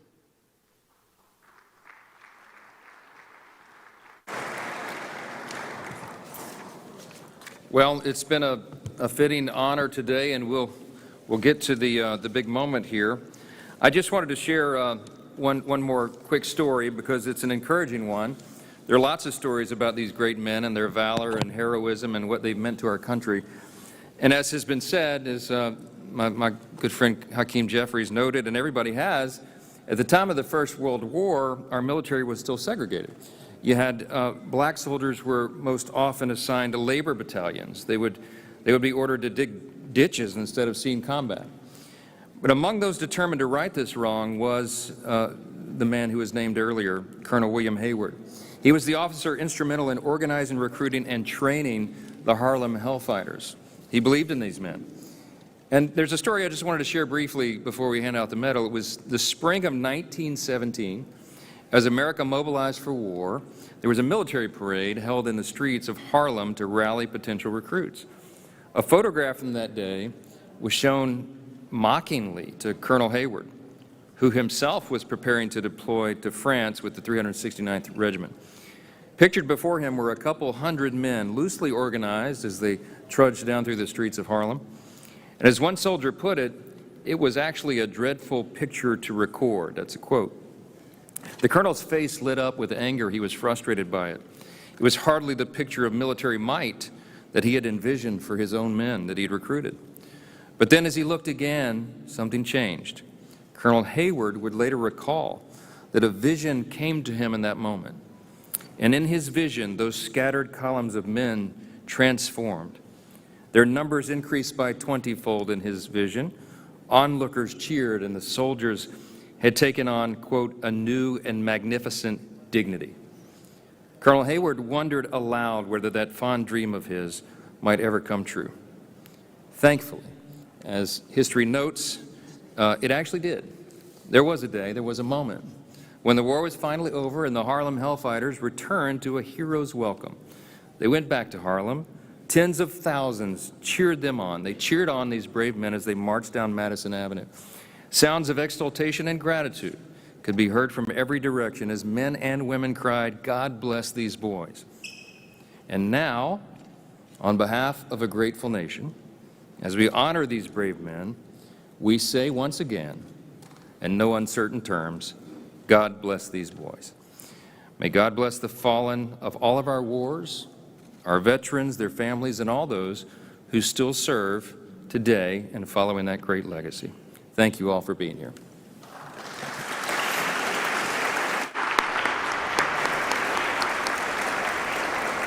At this point, we're going to hand out the medal, the moment we've all been waiting for. So at this point, I would like to invite our program participants to come on up. There'll be some on the stage and some down below because there's a lot. And we'll include as well Colonel Linehan, Colonel Salter, Dr. Harris, and Miss Willett. You all come up on the stage, if you will, to accept the medal on behalf of all the members of the Harlem Hellfighters.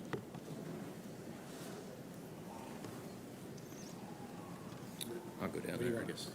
You should go in the middle.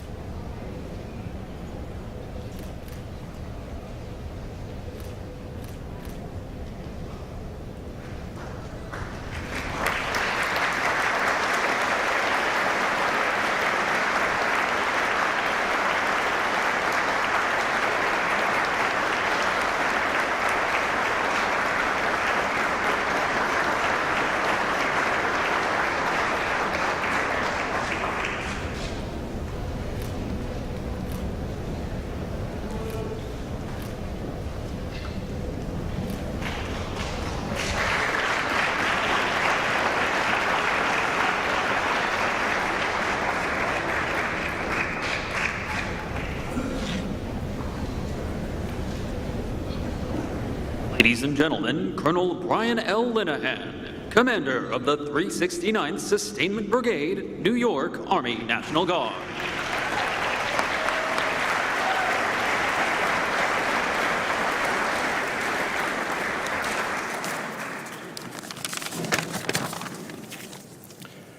Good afternoon, distinguished guests, Speaker Johnson, Secretary of Defense Hegseth, honorable members of the House and Senate, senior military leaders, French military representatives, Hellfighter descendants, and fellow Hellfighters.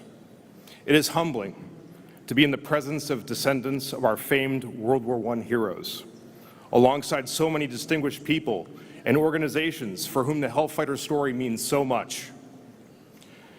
The Harlem Hellfighters' bravery, courage, and resilience in World War I sets an example for the current generation of soldiers to follow. At our armory in Harlem, New York, we endeavor to honor, preserve, and promote their incredible legacy. People hear about the 191 days of frontline combat during World War I more than any other American regiment, never losing an inch of ground or a man to capture, being the first American unit to cross the Rhine into Germany, and the stories of Sergeant Henry Johnson and Lieutenants George Robb and James Reese Europe. But there were almost 4,000 men who served in the regiment during the war. Of these, there were over 1,000 casualties, wounded or killed.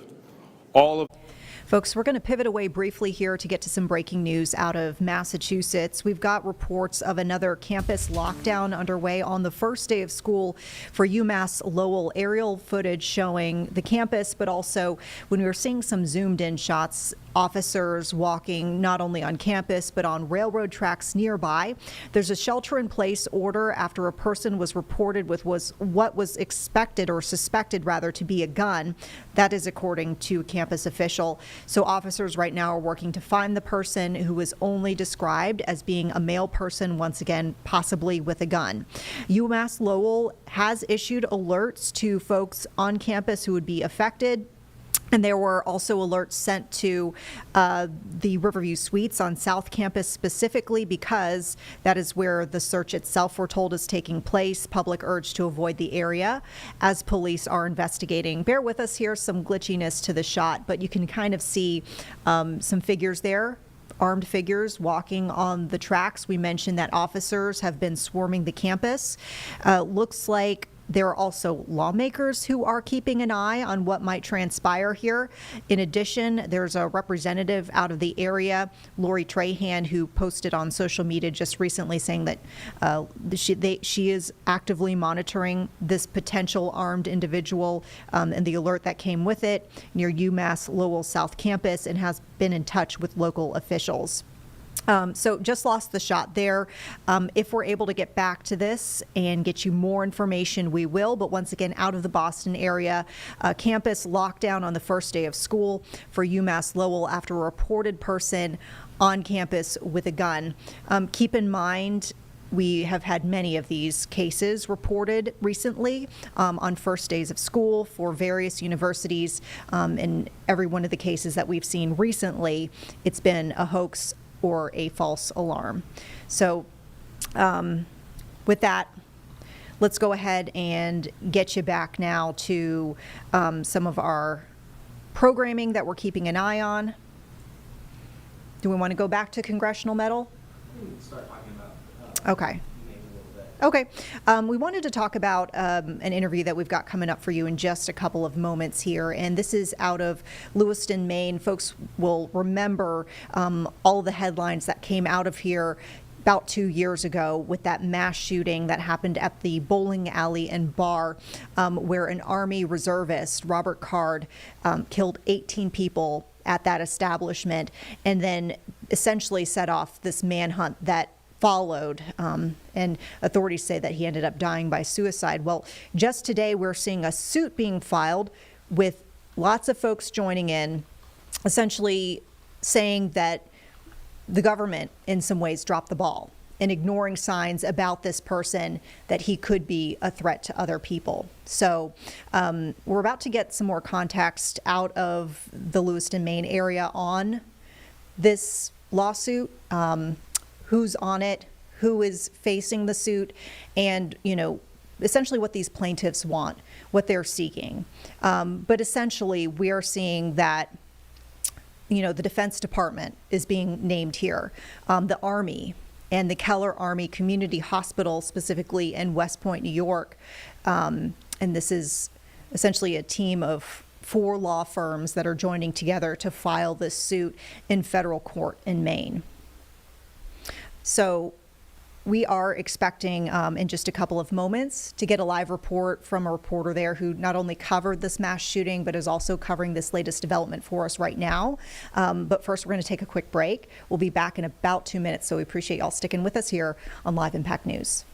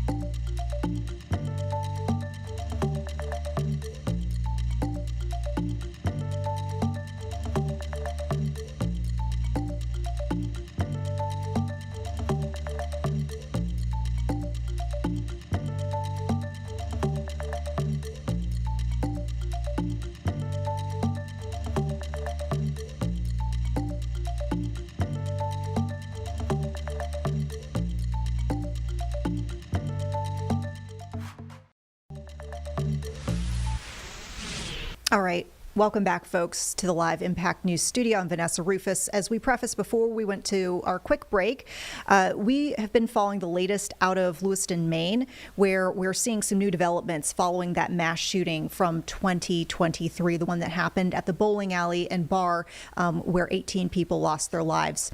We're joining now with Chris Costa, who's with our sister station out of Maine. Chris, you not only covered that horrible incident back in 2023, but also are following up with this new lawsuit where it sounds like dozens of people are trying to essentially point to the government as someone or an entity that was at fault here, they say, with this mass shooting, missing some signs. Can you walk us through what the latest development is here today? Yeah, absolutely, Vanessa. So essentially what this is a culmination on the families and the victims' part of this process of filing a lawsuit against really the U.S. Army. What they are arguing is that members of the Army, as well as members of the military hospital where Robert Card, the shooter, where his team members, his fellow soldiers had brought him for initial care, this lawsuit is essentially claiming that not only did the soldiers in Card's unit fail to do their jobs by picking up on some of the cues about his mental health, potential issues of danger, but they're also saying that staff at the Keller Army Hospital, also nearby where they were doing training in New York, also that medical staff failed to recognize those things and hold him. Now, as we did our research going through this, we noticed there were plenty of when the Army released some details from its investigation into its own entities, right, they were saying, well, we know that these doctors knew about X, Y, and Z, his homicidal tendencies, his potential to have a hit list, and some of his other mental health issues that Robert Card was dealing with. And so the families and the victims' families, rather, and the survivors had been coming together today to file a lawsuit officially. We kind of knew that this was coming, but they are going after the Army and specifically saying that its staff and the medical team that took care of Robert Card were negligent in their approach in notifying the other people who would have been in a sort of like a due diligence type of reporting. Any other hospital staff, his family, Robert Card's family back home, any law enforcement here in Maine that could have potentially intercepted or intervened somehow before Robert Card went on the mass shooting. So that is what the families, the families of the victims and the survivors have filed here today with this lawsuit against the Army. Now, one of the interesting points that I have seen here is it's a group of firms. So there are multiple law firms that are involved. Some of them are based in Maine. One of them we're seeing is actually based in Texas, and it looks like this specific Texas law firm was actually involved with a different suit from back in 2017, where there was a church shooting that an Air Force service member committed, and apparently they did a suit as well, and the federal government in this case was found to be partly liable, and there was a settlement essentially. So there seems to be at least some recent precedent, relatively recent precedent, for the government essentially being held accountable for instances similar to what happened in Lewiston. Well, I would say, based on the information that you're talking about, I'm not really remembering exactly, unfortunately, which shooting you're talking about. I think it might have been Sutherland Springs. You're right. Mm-hmm. And so all I can really say to that point is I don't know how the courts are going to decide. I don't know if that's going to play into the legal process here for these attorneys here in Maine, if they'll be conferring with the attorneys from Texas to see if they can use that as maybe a point of case law or reference or something as a precedent, as you mentioned, to try to get this to swing their way. But I don't have any insight on that. Yeah, I mean, it sounds like in general, though, I mean, this is something that has hit the community hard and continues to do so.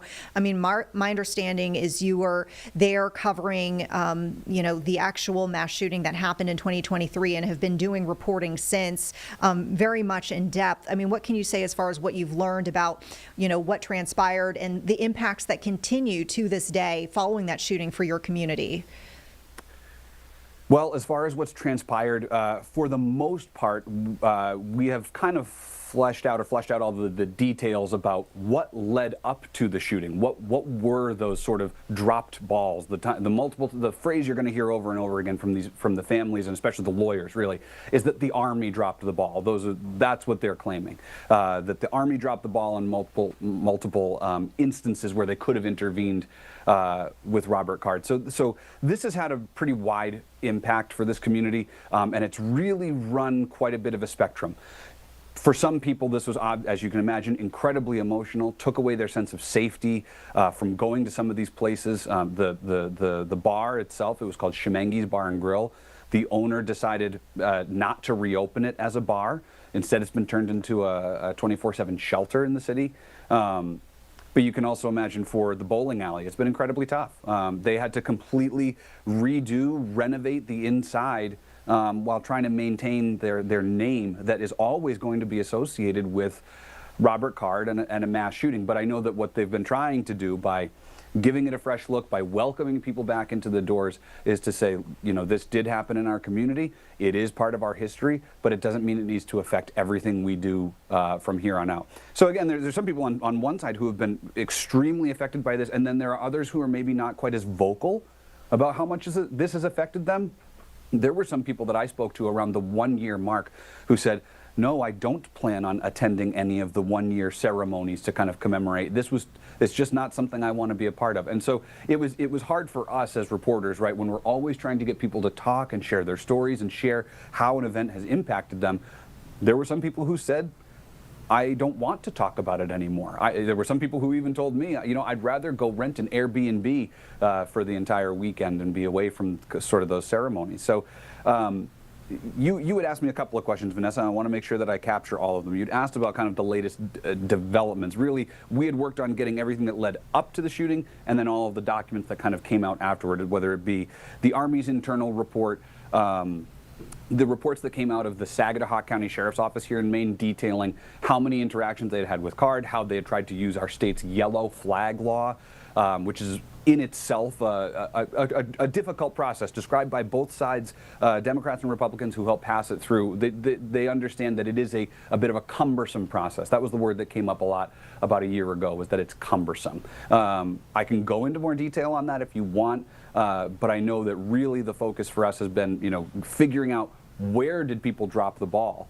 That was the stuff that came really after the first 48 to 72 hours where, if you remember, there was a shelter-in-place order while there was a manhunt for Robert Card, who officers eventually found in the back of a trailer had taken his own life. A trailer that was a place that he had worked previously at Maine Recycling Corporation. But there was a lot of, there was some fear from people about, hey, I was supposed to go hunting this weekend. This is supposed to be the start of hunting weekend. And you can imagine that the sound of gunshots, even with a hunting tradition in this state, as I'm sure it is in North Carolina, there was some apprehension, some uneasiness about having people out walking around in the woods while officers were looking for the shooter. So our work really focused on what happened in those 24 to 72 hours while they were looking for Card and what he had done, the fallout, obviously, of all the people's lives that had been affected by this, and then on the back end, kind of coming into that timeline over the year leading up, the year since the events, we had been working to kind of ferret out all of that information from the different parties that really had a touch point with Robert Card. And there was one more question you asked me, Vanessa, that I'm sorry, I can't remember. Can you ask it again? Well, I was, really trying to get at the impacts that we see until, this day, how this has shaped the community and, with such a footprint, like with an incident just like that, I can imagine that to this day there are still some signs. I think you touched on it in the sense that, for example, with the bowling alley, it sounds like they're still kind of dealing with, I don't know if it's safe to say a reputation or just kind of the notoriety of that happening there, but there are probably, reminders of this around the community. There certainly are, and probably one of the, you could say it's a good thing that came out of this is they had stood up what's called the Maine Resiliency Center. It's a center that uses both state and federal funds after a mass shooting happens from the Department of Justice to set up a center where people can essentially come in and do walk-in free therapy. And they're meeting with their peers. They even had special groups that they would have for people who were there that night at either the bar or the bowling alley, who could connect with each other, know that they were only talking to people who were, in essence, their peers in that regard.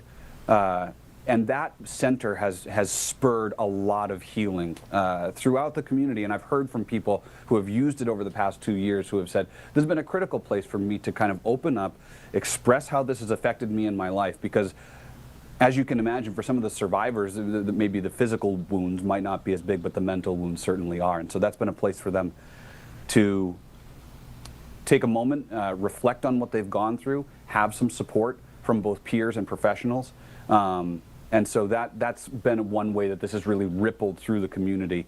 You can also imagine, so at the bar, it was a cornhole tournament was happening. If you guys are familiar with the game with the beanbags, and so a lot of cornhole tournaments then came out of that where people said we're going to raise money for the victims. There was a very big softball fundraiser because one of the victims, Ron Morin, was an umpire for these recreational softball games of adults who would get together and they'd play games, just I'm sure as you guys do down there. And so he was a fixture in that little community. So each community that everybody, any victim or survivor has been part of, has sort of had this little ripple effect of ways that they can support them. So it might be a softball fundraiser. In one case, it was a local company supporting one of the survivors through a donation. So there have been a lot of different ways that people have tried to reach out. There was also the Victims Fund.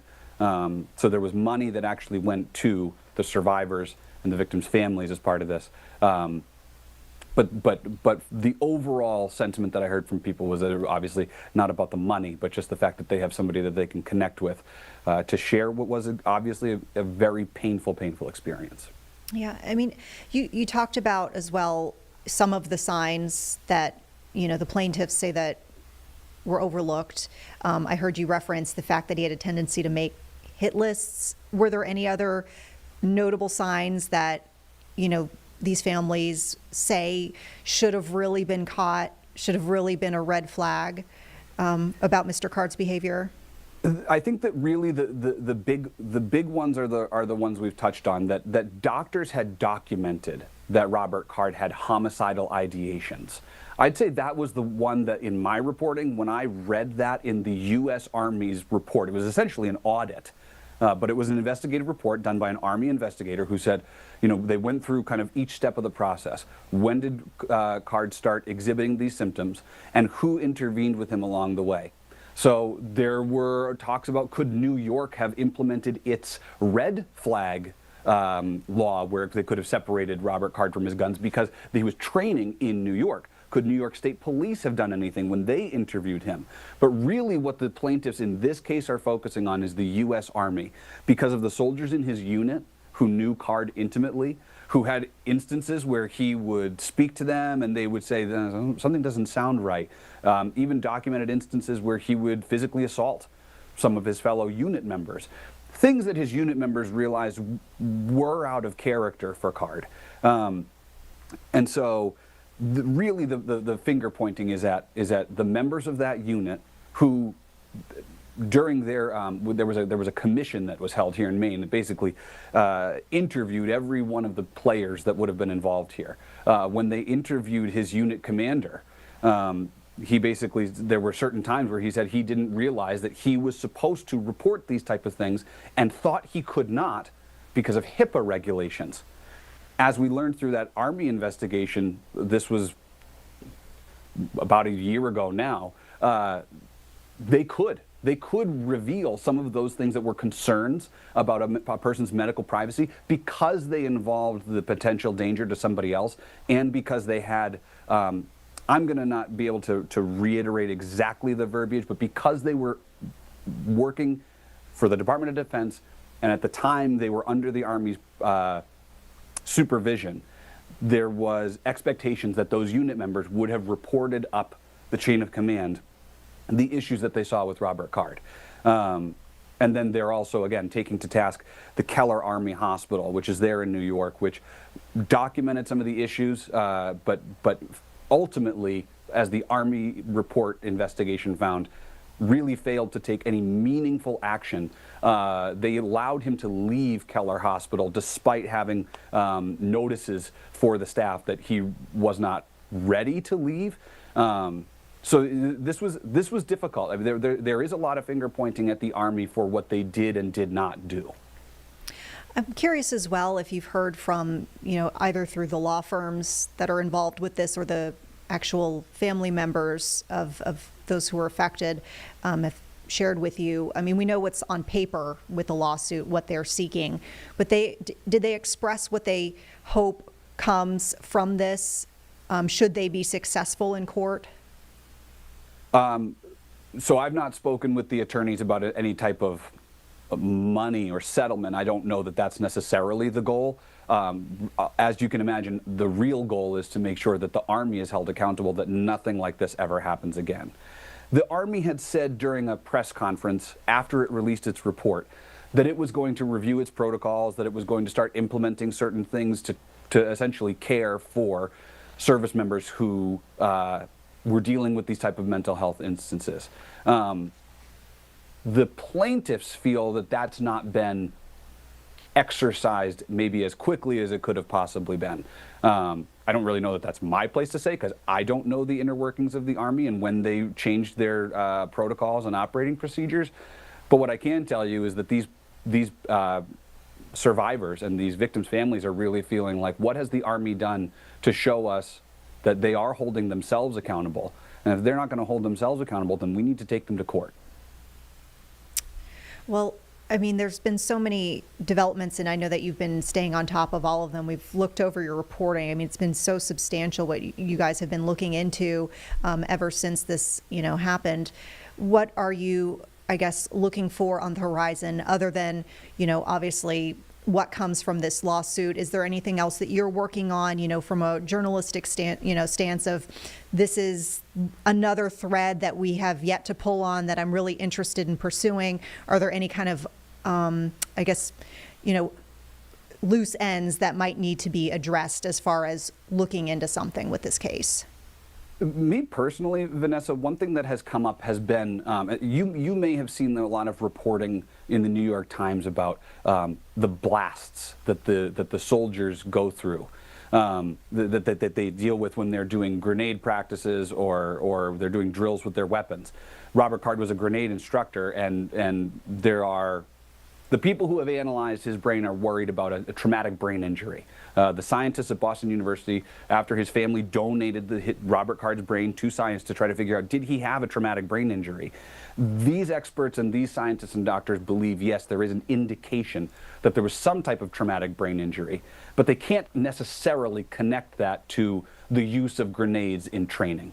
Robert Card never saw any combat, but he was training at Camp Smith in New York, just as hundreds of other Army soldiers do. And so there's been some legislation that's been tried to be pushed forward by lawmakers about how can they regulate the number of times that somebody is subject to those blasts because of the potential impact on the brain. We still have a lot of reporting to do there. We can't necessarily say that 1 + 1 = 2. The Army says in its report that came out about a year ago, they believe that there's no blast impact on Robert Card's brain. They believed that he suffered that traumatic injury when he fell off of a ladder or off of a roof working on a house many years ago. The families don't buy that. The families don't buy that. Scientists, I think, don't buy that. And so there is some more investigation, at least on my end, to do about what happens to a brain that is subject to hundreds, if not thousands, of blasts, even if they are from a distance away when an object like a grenade is thrown. So there are a couple threads along that front, right? Because we're talking about what could lawmakers do to address this issue if the Army won't do it itself, which it says they're going to do. So that's one that's really piqued my curiosity. The other one that's come up is about essentially who was in charge of Robert Card. That's been this sort of like passing the buck, passing the blame around that really never seems to resolve. The Army says that because Robert Card was not serving or not under their supervision because he was no longer in training when all of these other instances occurred, right? When we talk the incidents that led up to the shooting. Contacts with law enforcement, when they would try to investigate, when they had gotten a call from Jeremy Reamer, the unit commander. The sheriff's office had gone to kind of do a door knock. They couldn't really get in touch with Robert Card. He refused to come out of the house. So there's stuff that has come